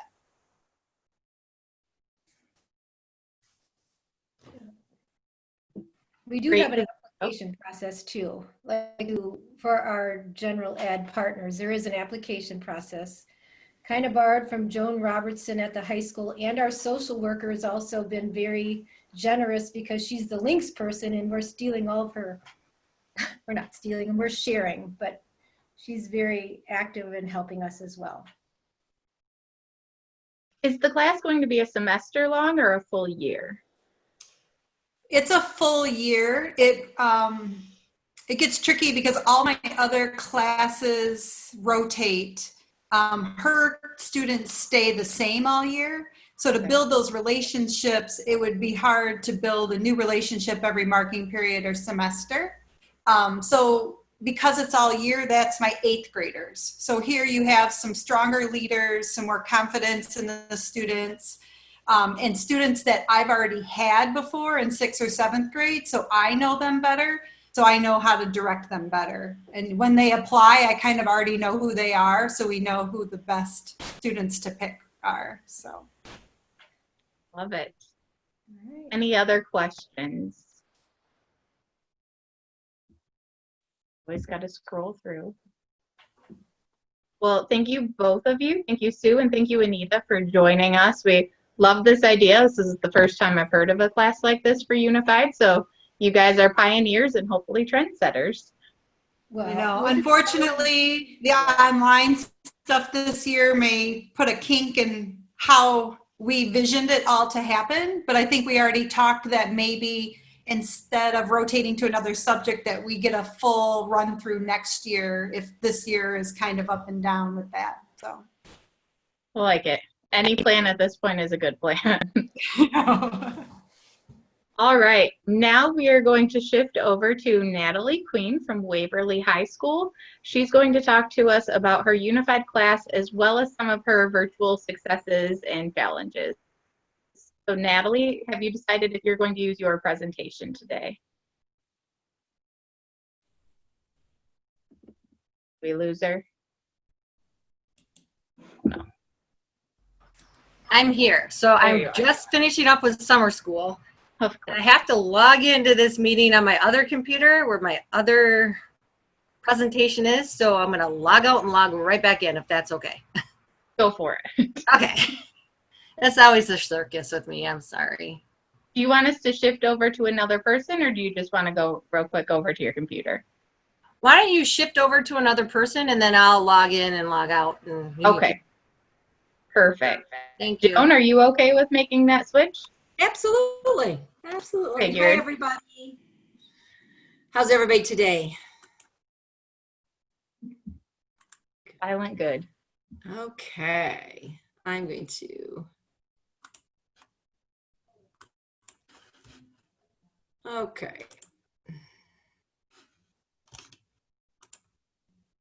There we go. Can you guys see that? Yes. Looks good, Joan. You can see it? Great. Okay, so 6, 7 years ago, maybe it's now 7. Wow, time flies. A teacher, a gym teacher came to me and just said he'd like to do some kind of a class that incorporated my class, which at the time was a unified class, and we didn't even know it. So I can't see any of you guys. Are you guys able to hear me? Yeah, you're Yes, good. we can hear you. Okay, great. So really the real reason that we did this, that I really wanted to do this, was for one reason. I wanted a gym to use for our unified basketball team at the time. I couldn't get the gym. And I thought, what a better way than to have the gym every day for an hour. And so that's what we did at the gym.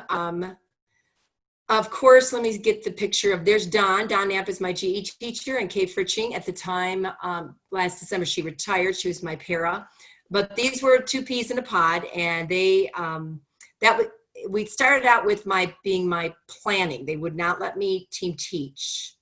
That changed last fall. I said, I have to be in the class now. And the support of our administrator was wonderful. They definitely moved heaven and earth to get me in the class. So now my 3rd hour, or whatever hour unified gym is, that is going to be I'm there. I'm in that class. And then I have my planning is for our unified art class, which I will talk to you about in a minute. As Sue says, there's a process, ACC process for everybody. It was curriculum. When we started this, we stole from the Arizona Department of Physical Education. They were the only one that had a unified curriculum. It was no cost. We had almost everything we wanted. We made sure that we did all of the sports that we offer through Special Olympics and that we already had interest in. Lower numbers is really essential. We wanted to make sure that we did not have a usual gym class size, if you understand my meaning. They can pack in 45 kids into one gym class. So yeah, and then we had a partner app. The partner app that I basically stole from our Links program. So here's our sports class. These are the activities we do, and then this is kind of how Don runs the class, with a daily warm-up with partners and athletes leading it. There's this game called Six Base, which keeps kids moving, keeps the kids interactive. I love it. And then there's absolutely a partner involvement portion of their grade, where they have to choose to be on a unified sport or participate in a school activity, homecoming, prom, a lunch buddy, clubs, any other sport. There has to be that part. And we're looking at, if we go virtual again or remote, having the kids, the partners do some blogging. So there's our unified, those are our unified Wick Away t-shirts, guys.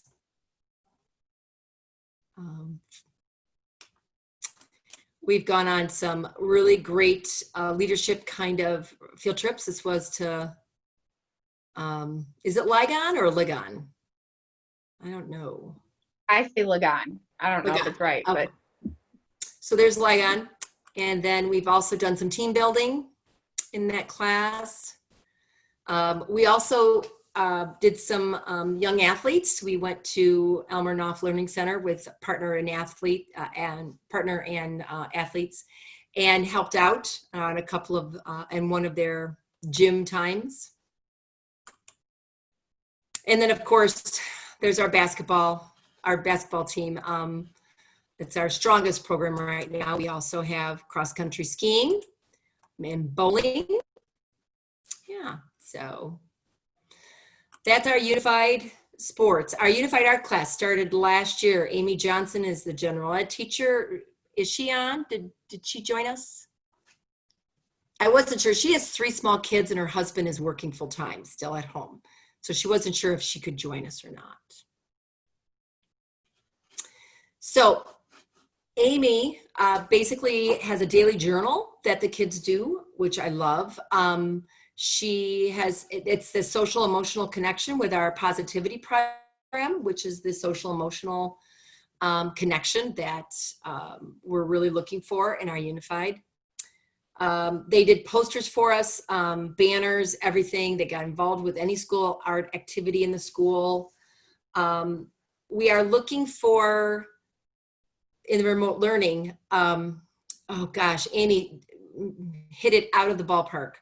She found interactive websites, the Met interactive websites, and just some really great things and exposed our kids, all kids, partners and artists, to tons and tons of stuff. She also had a Flipgrid set up. Are you guys familiar with that, Flipgrid? And it was very popular with my students and many of the partners that chose to do it. And then she also set up a weekly Google Meet so she could see the kids. That was just fabulous. Like I said, I am so lucky. I'm so grateful and fortunate that she came up to me one day and said, I want to do an art class like you guys do the sports class. And then 2 years later, we were doing it. So here they are at Mrs. Fritching's retirement. We did go over to Cook Elementary and we did some art with some other kids. You can kind of see our tie-dye shirts. Just so you know, we got white shirts, the same logo, the live on it. They were cotton, and then they did the shirts in the classroom. That was a project. Definitely did polar plunge with both classes. Both classes were involved in our homecoming. I think that's it. So that's kind of how we got going. It's the sports class is a well-oiled machine. Still hard to get kids, general ed kids. I mean, we've been around for 5 years and there are some kids, what? I've never heard of this class. Yeah. So we do, go ahead. I have a question. So when you teach, are you teaching, are you in the classroom with the general ed teacher every hour? I am now. Okay, as before fall, when we started the Unified Art class, they made that my planning because I needed to be more with Amy to make sure that the flow was good. Okay. So they gave me another class, third hour, and I realized very soon into the school year that I just couldn't do it. It was either going to be, I just could not do both. Something had to give. And so now I am assigned that we team teach. Okay, so you teach the PE, the PE aspect of it. Someone else teaches the art aspect. And yes, two different. And then you have 1 hour for planning. What do you do the other 3 hours? Oh, that's self-contained. I do functional math, language arts, social studies, and science. So the other 4 hours of my 6-hour day are self-contained. Okay. So math, English, yes. And what was the other one? Social studies and science at the high school level. Yeah, 9 through 12. Okay. That makes sense. And then 4th hour, we're going to bump our unified sports class to 4th hour so that we have that whole lunch. We have 3 lunches. When we get back to face-to-face, we have 3 lunches that we can do a lot more. I'm hoping leadership stuff.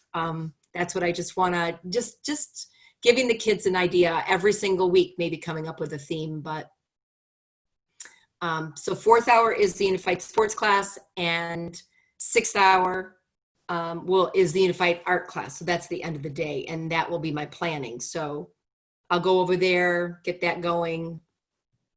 But my para goes to both classes. Okay. Mm-hmm. And then the math, English, and social studies, you don't have GE students, correct? Nope. No. Okay. I have mentors, high school mentors from our CSS program, Center for Student Success. They come over every hour that I have just my students self-contained, and they help out there's another social component to it. Okay, thanks. Sure. Any questions? I'm sure you all know the ACC process. Pretty straightforward for curriculum development. Oh, I did want to say that, now we have, Michigan does have unified. They do have a unified curriculum for the sports class, and also SHAPE. I looked online and SHAPE has something, and SOMI, they say right across the top, this is not curriculum, but it is. It's really good stuff. So yeah, both of those are great resources. Thank you. Any other questions for Joan? Great. Well, thank you very much, Joan. You guys will be hearing from her again tomorrow when we talk about whole school engagement and her Disability Awareness Day. Yeah, it was kind of like a week. Well, yeah, Disability Awareness Life, basically, over there. They do a great job. We are now going to shift back to Natalie. Natalie, are you all set? Yep. Perfect. Well, go ahead and take it. All right. Well, hi, everybody. My name is Natalie Queen, and I teach at Waverly High School. I have been teaching health and PE for the last 10 years. However, with some budget cuts and shifting staff around, next year I'll be back in the special ed department. So how we started out unified at Waverly High School was Joan, that you just heard from, was gracious enough to have a group of people come to her high school and observe. So when I heard about Unified and what was going on, I'm like, oh, we need this at our school. So I was able to go to Grand Blanc for the day and sit and observe Joan, who was totally fabulous. And then I was able to observe their PE class, the Unified PE class. And at the time, I was a regular ed PE teacher. So I wanted to incorporate that into our school because I just felt like our students who receive special services were kind of piecemealed into one class here and one class there, and they weren't really getting the education that they deserved in PE. And it was no fault to our staff who have 40 or plus, more kids in our PE. So I thought, what a great way to get these students all together, get some peers in there with them, and make it a more valuable experience. So I kind of have a PowerPoint presentation piecemeal together from some stuff that I did because this is kind of last minute. I apologize. So I'll just kind of thumb through some of it, and if you have questions, let me know, and then we can just go from there. So I'm going to share my screen, do that, and can you see it? Nope, you can't. Nope, there you go. It's Can you coming see it now? Yep, you're good, Natalie. Okay, and just change your view if you want. Change my view to slideshow from beginning. Is that good? There you go. Okay. All right. So this was my first unified class that I started out with. So we had one class. It was second semester. That's Karan making the heart sign. He does that all the time. We just love him. So I'm just going to skip this because everybody knows what a unified champion school is. And really what I thought of is it has to do with inclusive youth leadership, unified sports, and whole school engagement. So when we were doing things in our PE class, I was just trying to think, what can we do in our school that, was in these three different categories. And we, obviously the unified sports, I thought was kind of the easiest one to do at first. So we were able to do unified flag football, which was awesome. And we went to Hazlitt High School when they had their opening day to open up their new turf field. So we played on, we were the first teams to play on their turf before they opened it up at night. So that was super cool. And Hazlitt brought a lot of their PE classes out there and other classes that they had for fans for us, which was really nice. We took advantage of the Area 8 bowling.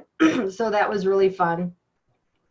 Another thing we did that we worked in whole school engagement and inclusive youth leadership was our elementary building. Our kindergartners and our preschoolers have the Littlest Warrior Dash, and they basically run in the back of the cul-de-sac of the school. So we made some posters and we took our unified class over there and we were fans in the stands for them. And we brought over the marching band with us. We brought our mascot with us, and it was super fun. And with that, I know other schools do mileage club. And then with our unified class, we would go over once a week to this elementary school and we would walk the track for mileage club and also encourage the students to keep going and moving and so forth. So we did that with our unified PE class once a week. We also took advantage of the leadership launch that Special Olympics had to offer and sent our unified class to that as well. And you'll see, you know, we have a couple group pictures there and then we have a pretty large group. So it was awesome. And the kids had such a wonderful day. And I really didn't know what to do with myself that day because you are hands off. So the kids go with their peers and athletes go and you meet with the other unified advisors in the area. And so I was a little nervous, but it was perfect. Another thing we also took part in was the Area 8 poly hockey games. And so we did that in our unified PE class a lot. So you'll see we had two different teams. We had a black team and a gold team. And then we also had some fans in the stands that came there and made some posters for us as well. And that's what that says right there. We use peer-to-peer in our school. We have that at Waverly High School. So they wanted to plan a day where they did a, they planned a party. It was called Eat, Stay, and Play. And so peer-to-peer planned it. And then everyone in our unified class was invited to come. So it was great. So we had some lunch together and then we put a bunch of activities out in the gym for the students to do. And it was, I mean, it was kind of like organized chaos, right? So we had scooters, we had volleyball, we had, you know, life-size Jenga, we had ladder ball, we had beanbag toss, we had walking. So we had a ton of activities to get a bunch of students involved. We also had dancing too. Another group that we have at Waverly High School is called Interact. And they do a project every year of making blankets for the homeless. So what we did for the 2 weeks before our holiday break was we went and picked out the fabric out of a room. We had to measure it. We had to cut it.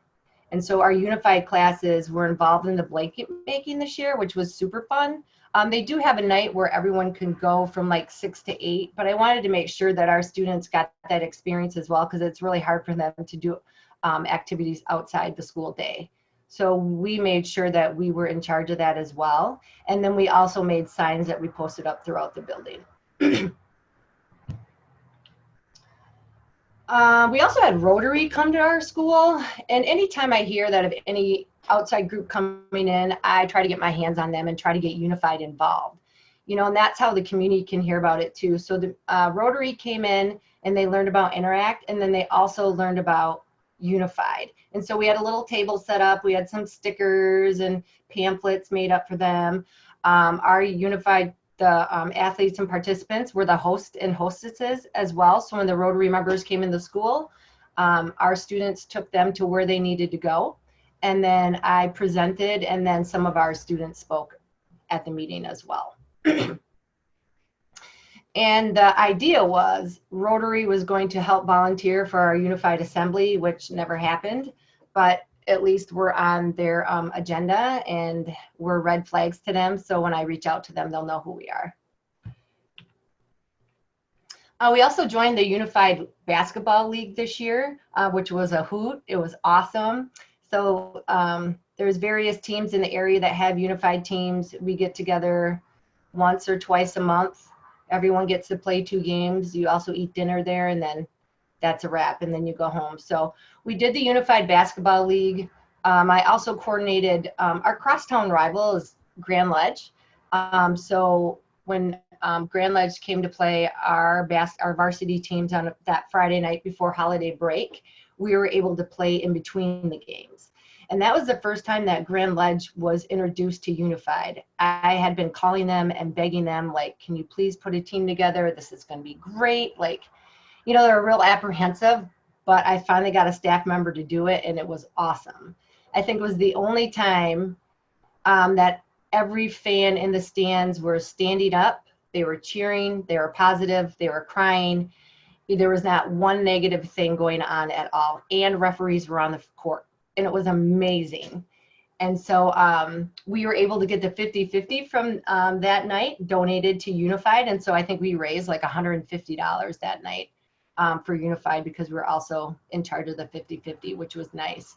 And so because of that, Grand Ledge now has reached out, and they're totally into Unified, and so I think that they'll be joining Unified and having a team as well. So it's just word of mouth, people. We have a showcase at our high school. I asked our AD, because we have all those trophies and all these showcases, right, in your high school, and they never update them. They don't do anything to them. So I'm like, hey, can we have a showcase for Unified? And he's like, sure, which one do you want? And I'm like, duh, the big one in front of the gym. And then he's like, okay, clean it out and you can have it. So I had my Unified class, we cleaned it out, and then these are all updated pictures of things that we've done throughout the year. Have Unified up there, the symbols, the t-shirts, and a pledge. And then what you can't see is on that wall, and next to it is when we have our students sign the pledge, we have them laminated and taped up all over that wall. I just didn't have a picture of it. And that was new this year. And then another thing that we did new this year was we got cords for graduation. So, I sit through a lot of graduations, and there's some kids that don't have cords. And I thought, our kids deserve cords. All of them deserve something if they're, involved in something. And so our students are in Unified for the year. Some kids are in there, 3-4 years. So any student that participates in Unified, they got graduation cords this year. So it was really exciting. And then up next on our agenda is Unified varsity letters. And then I'm working hard on a Unified art class. We also partake in Fit 5. I know Heather was on here earlier. And I encourage you to do that if you have a Unified class. It is super fun. Special Olympics offers a lot of programs, and it can be overwhelming at first. But if you sit down and talk to people and do baby steps and do one program at a time, it's awesome. And this helped, with the curriculum in my Unified class as well. So these are some pictures of the students doing the pre and the post test that Heather talked about. And then, excuse me. For participating in the program, the students got a t-shirt and they thought that was great. But we did a lot of different things through Fit 5 and we really enjoyed it. And they're more than willing when they talk about having to do pre-test and post-test.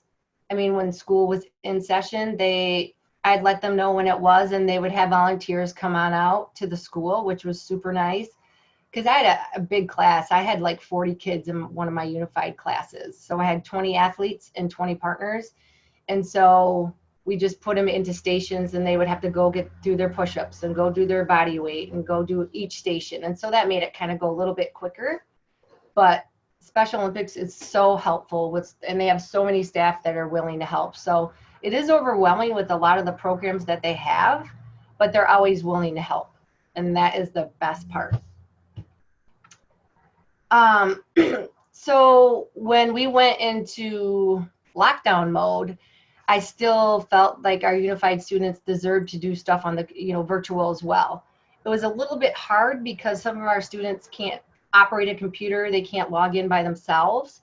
So I made sure that I had their class at night. So I had it at 7 o'clock at night, where I know the parent or guardian or somebody could get the kid on the computer. For the most part, I had more kids involved at night than I did when I tried it during the day.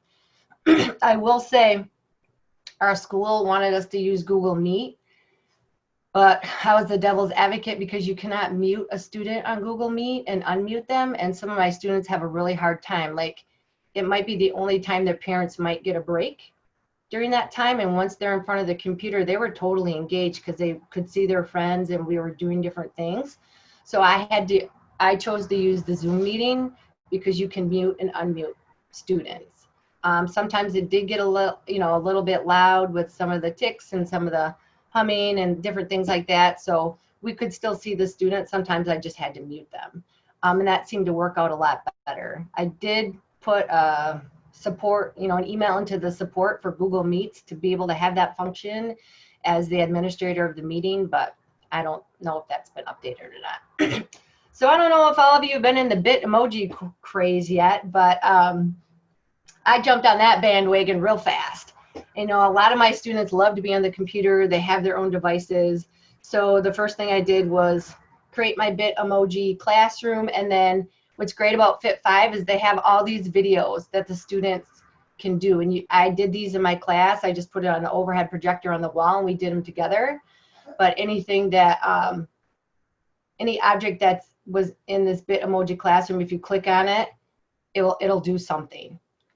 And then I made sure it was tailored to my students who like different things. So I have students who like the, just the Bitmoji face. They love colorful tennis shoes. They love this guy up here. They love hearts. They love animals, and just to make it friendly, right? User friendly. So if anybody wants a copy of that, I can definitely share it with you. I can also share the Facebook page that you can join, and there's tons of classrooms made already. And Danielle and I have talked about this, and we are like Bitmoji junkies.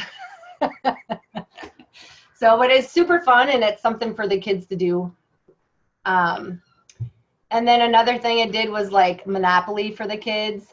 And I just did it where you can do it like right on the computer and you can click on it. I just put like, if you want to just put a sticky note on your computer screen where you're at to roll the dice. And we played it together a little bit, and then some of the students did it on their own. I had the Netflix on there as well. Other times when we did meet, we played Tag You're It. And so basically I would start out and I'd say, okay, we're going to talk about colors today. My favorite color is red. I like red because, and then I would say, okay, Karan, tag you're it. And then Karan would get ready and then he would talk about what color he liked. So when we did that with different topics, and, my kids didn't want to get off of our meetings. Like we would go for an hour and a half. And I'm like, okay, we have to go now. But they just loved it. Another thing we did was a lip sync party. So the kids, they dressed up according to what do they want to sing and so forth. And then they told me their song and we would play it. And then each student got a chance to lip sync their song. We had theme days for hat days and sunglasses and different things like that.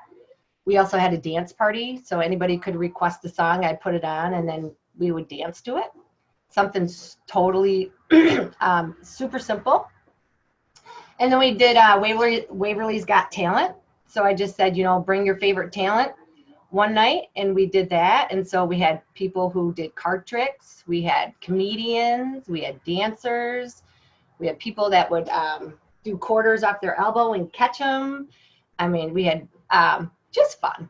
Just super fun stuff that, it's just little things that just make those kids laugh and, they love it.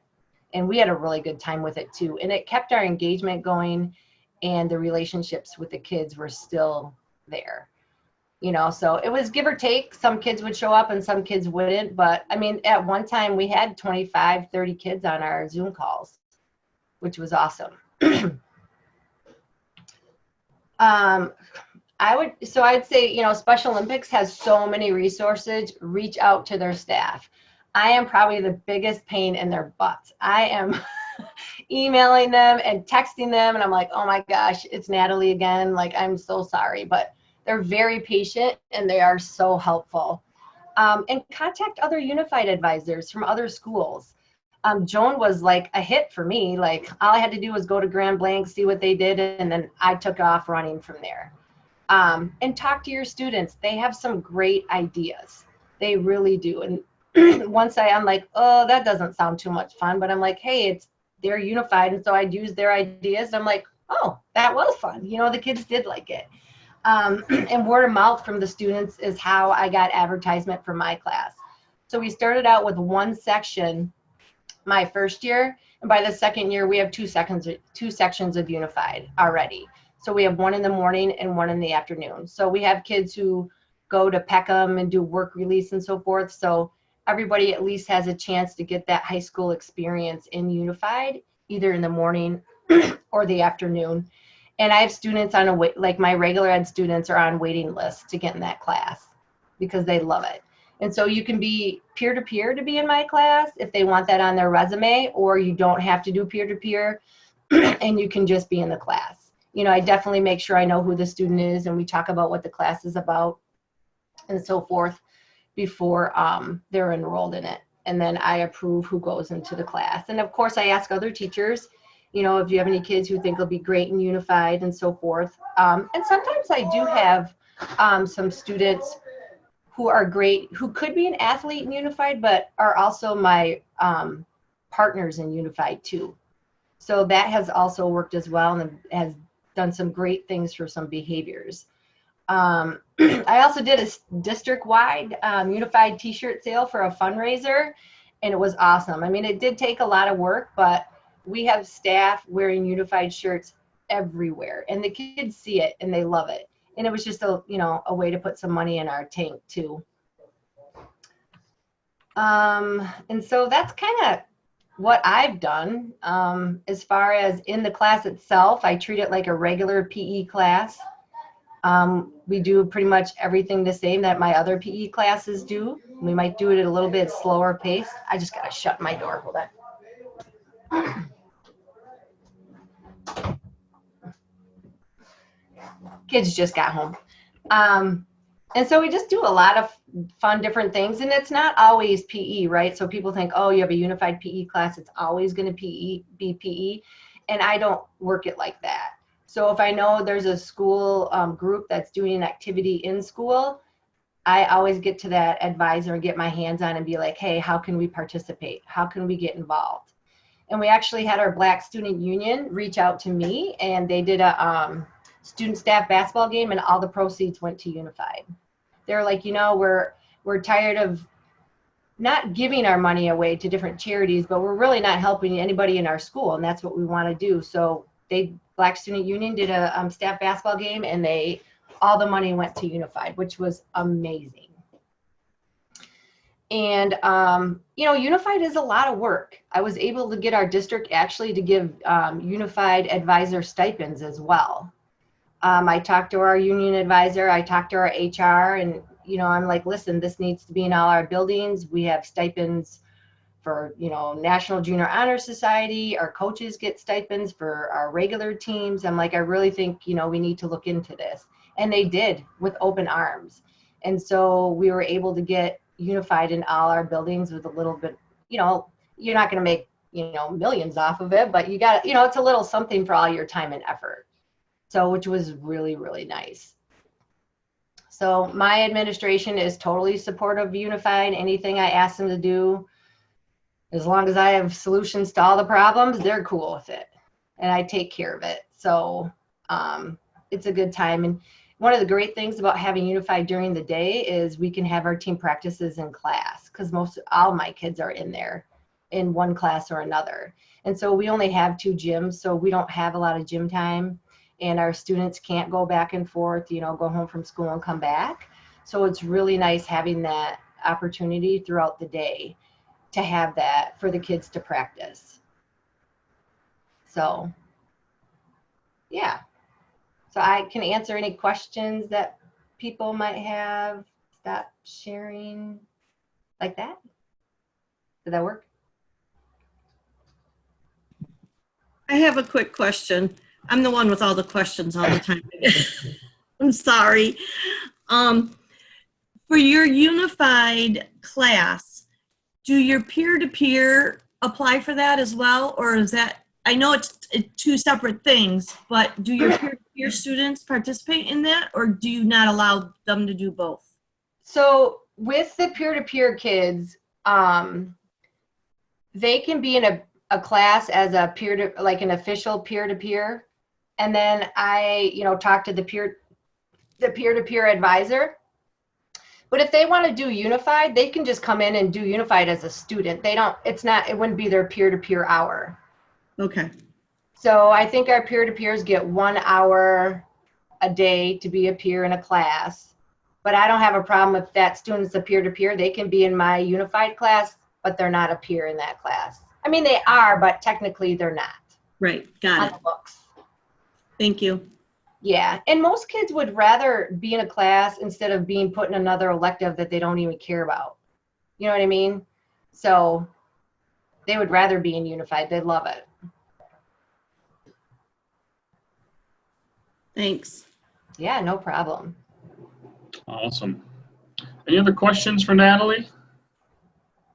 I know, speaking of peer-to-peer, I was at one of their regional trainings, and there was a group of Waverly students that came and shared about their experience with peer-to-peer, and one of them, just out of nowhere, was like, do you all know what unified is? Because if you're not doing it, you need to do unified. And I was like, celebrating in the back of the room. So it was a perfect segue, but awesome. And Natalie's, I think, been there 2 years now. Is this your second year? We completed our second year. Pretty awesome. It's a lot of work in a short time. So yeah. And I think to her point as well, you know, that's what our staff's here for, is to help with questions. And especially this year, like we've talked about the last couple of days, it's going to be a weird year. So come to us and say, can we do this? You know, can we try something that's maybe you haven't seen or off the radar? That's what we're here for, to put ideas together and see what we can come up with. So just a couple last things here as we kind of segue over. Let me share my screen real quick. Hey, Dan. Yeah. So someone put in there, we need a session on how to get administration to get on board with unified activities. Mm-hmm. Like my suggestion would be just have like a class where you have, you know, peers in your class. They don't have to be your official peers, but just have your administration come down and observe your class. And so I had them do that. And then I planned a pep assembly, right? Our unified pep assembly. And then right after that, I went right up to my administrator and said, listen, this needs to be a class now. I'm like, this has changed the culture of our school. Our hallways are not the same. Our kids are awesome in general anyways, but like unified has changed the culture of our school. And he cut me off. He's like, I'm just going to call the special ed director right now and get the class on the books.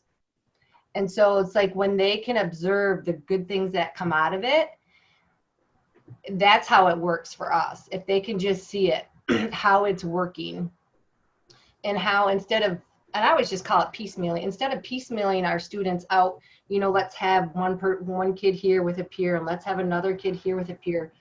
When you have 30 kids out with 30 peers, let's put them all in a class together, and then, you know what I mean? Like, it's awesome.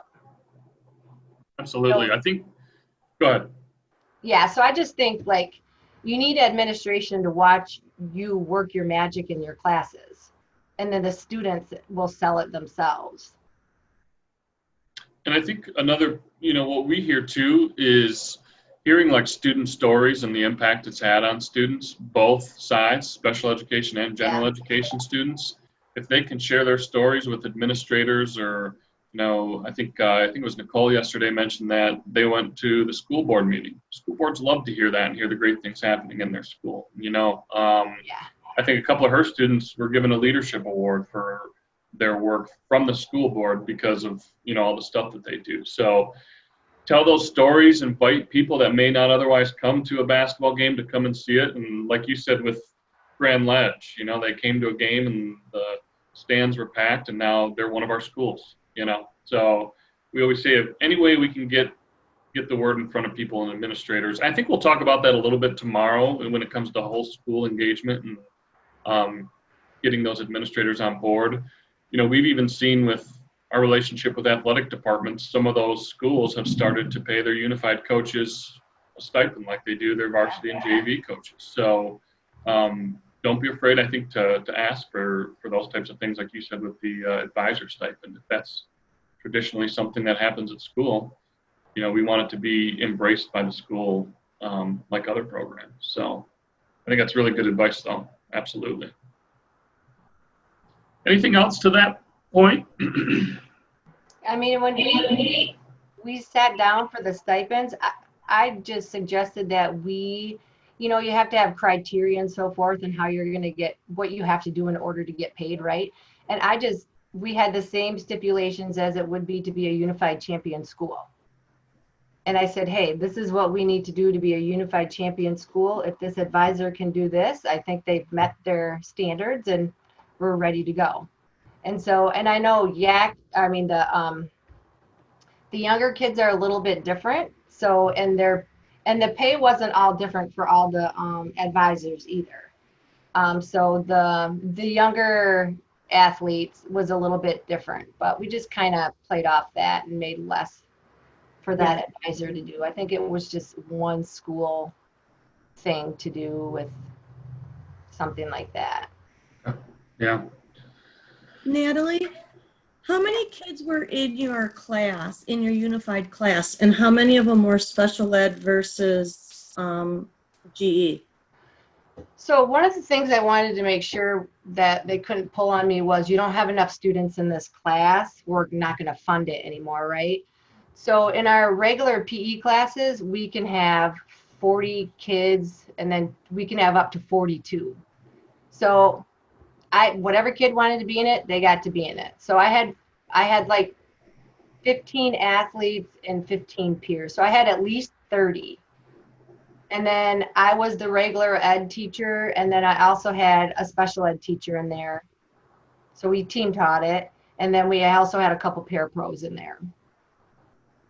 And it was really nice having that class at the end of the day because our students got on their buses early. And so we would end the gym class a little bit early, which was fine. They had time to get through the hallways, go to the classroom, get their stuff, and get on their buses. So it was a really good time to have that class like at the end of the day, where you're not really messing with their academics per se and all that other stuff you need to juggle. And the gym was right out by the buses, and it was by their classroom too. Awesome. All right, I'm going to share my screen. I know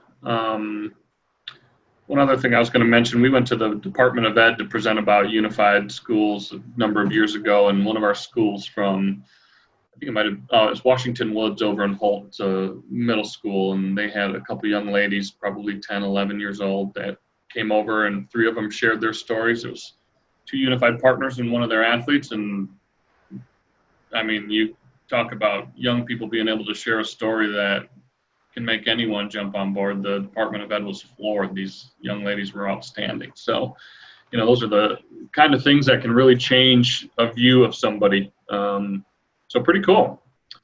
So just a couple reminders before we call it a day for the time being. For those of you that have stuck with us to the very bitter end, get your chat boxes ready. I've got a couple pop quizzes to win some SOMI gear, SOMI swag. First question, how many school stories are due during the school year? So think back to yesterday. First one that enters the correct answer will win. We'll message you.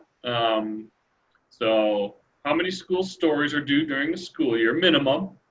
We'll always take more. And second question, chat box fills up there. What is one of the 3 unified sports models that we talked about this morning?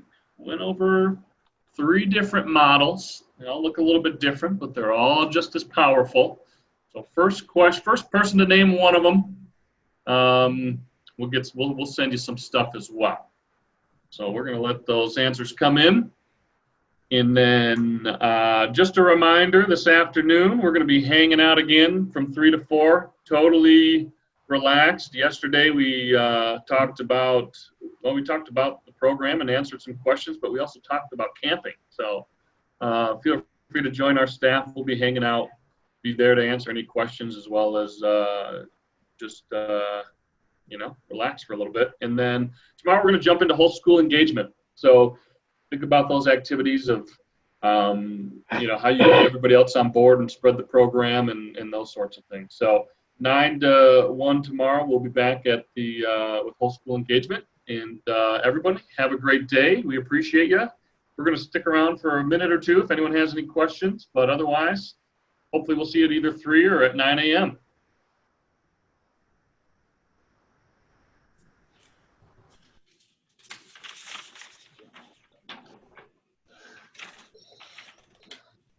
All right, don't shut it off yet, Jamie. I gotta figure out who's on here. I have the winners though, so don't worry Oh, about you got them? Yeah. Okay, awesome. I already sent congratulations to them immediately, so we got them. You're the best. We got Ashley and I actually have more questions. Okay. Love So here's my dilemma with all of this.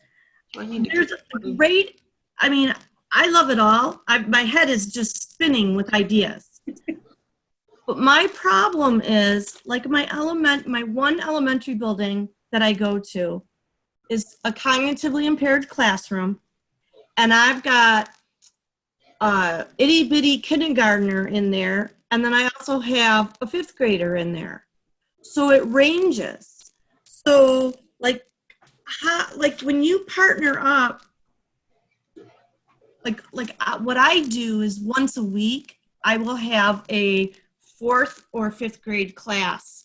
I'll have about 8 students from that class, and I'll let the classroom teacher pick who they want to come, because they're usually the more, they're the ones that can afford to leave class. So I'll have the older ones come and be like mentors, and we'll do it that way once a week. Great. But but I'm always struggling with ideas because I've got this itty bitty kindergartner and then I got this big 5th grader. So I'm trying to do something that interests both of, keeps both interests. And I guess in a lot of these ideas, I run into that problem. My middle school and my high school wouldn't be an issue, but my middle school kids, well, my high school kids, we're a small district, so I only have 6 kids in there. So to offer a unified class, I mean, that would be awesome. Mm-hmm. But I don't know. I guess I don't know what I'm asking, but it's always a struggle with the elementary building because I've got such varied ages. So, and I know in the past you've done young athletes, correct? Yes, and I still do over at Lindeman because that's the level that they're at my other elementary. Would your, when you've got such a wide range there, kindergarten through 5th grade, would that be of interest to the older students, like the 5th graders, or no, you don't think? As far as? Would they be interested in doing young athletes, and participating in it, play activities, even if, because what's good about young athletes is you can start with very basic skills. You can also introduce some of the sports skills. Right. So I don't know if that, Right. it says 2 through 7, but you could always go outside that age range. At both elementaries, I do have a class that comes in once a week. Okay. The older kids. And like I said, I do it so I can pair them up. So as many students as I have, I ask for the teacher to send that many GE students. So I do it in both elementary buildings once a week. And the kids do love it, the GE kids. They love coming in and partnering up and working with them. So that part is not an issue. It's just finding things that are more, and I try and do centers. Okay. What if they did a sport like bocce ball or something where, they could learn how to score, and then because that's one of the suggestions I was going to make, but sounds like you kind of do that with your general ed students, is you have older ones come in and kind of help teach the game and that kind of thing. Right. And then the other thing I was thinking too today was with even not so much a game, but with a soccer ball, shooting on net. Mm-hmm. Could be an idea. It's more of a skill, but it's still something. Well, I think that, absolutely. And that's where, if you're looking at, if you've got a young athlete's kit and you want to kind of take that next step where the students might have more interest, you could have them do kicking a ball into a net, shooting a basket. And then I don't know, is there, Danielle, remind me, is it in some of the training where they could pass it back and forth, and then that way it would kind of involve everyone, and then they could shoot it, that kind of stuff. So it's kind of introducing the team concept a little bit. Maybe a little bit towards the very end of the guide, but something I do at some of my young athletes events is just adjusting the distance of those shots or putting cones in front of the net so then there's an obstacle to work around. Just little Right. bits of challenges being added to it to increase the interest for a while. Okay. Okay. All right. And I got to get my AD on board with this unified class. I think that would be awesome. Mm-hmm. I don't know if it's a good time because of our pandemic at this point, but at least keep it in the back of my head, and maybe next year, I keep Yeah. evolving a little bit more each year. So and this year I was going to attempt to try and do the unified sport at some point, but I don't know if I should even attempt right now. Everybody's struggling with, we don't even know yet what we're doing, our Right. district. So. Do you know when they're going to make that decision? No. Sure. Yeah, I know. No, I don't know yet. They just sent an email out this morning saying that they were going to provide 2 online platforms, like Seesaw and School, is it called Screenify? Okay. They're going to provide those 2, and Google Classroom again for the year. So I don't know what that means, but. Okay. Yeah, the interscholastic piece is going to be interesting this year. I think it's just going to depend on how things evolve in the next 3-4 months. But I mean, if it's worth a meeting, or even, let us know, Danielle or I, we'd love to come and meet with the athletic director and kind of share what other schools are doing, that sort of thing, if that would be helpful. But we can always, even if it is, towards, things are stay virtual this year and we meet with them towards the end of the year to plant the seed for 2021. Yeah, we can definitely do that.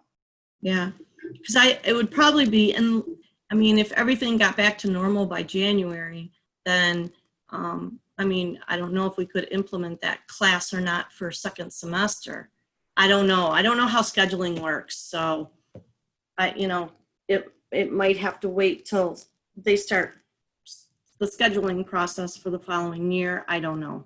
Sure. So Yeah. I don't know how they do all that. That's kind of the theme, I think, is, I don't know.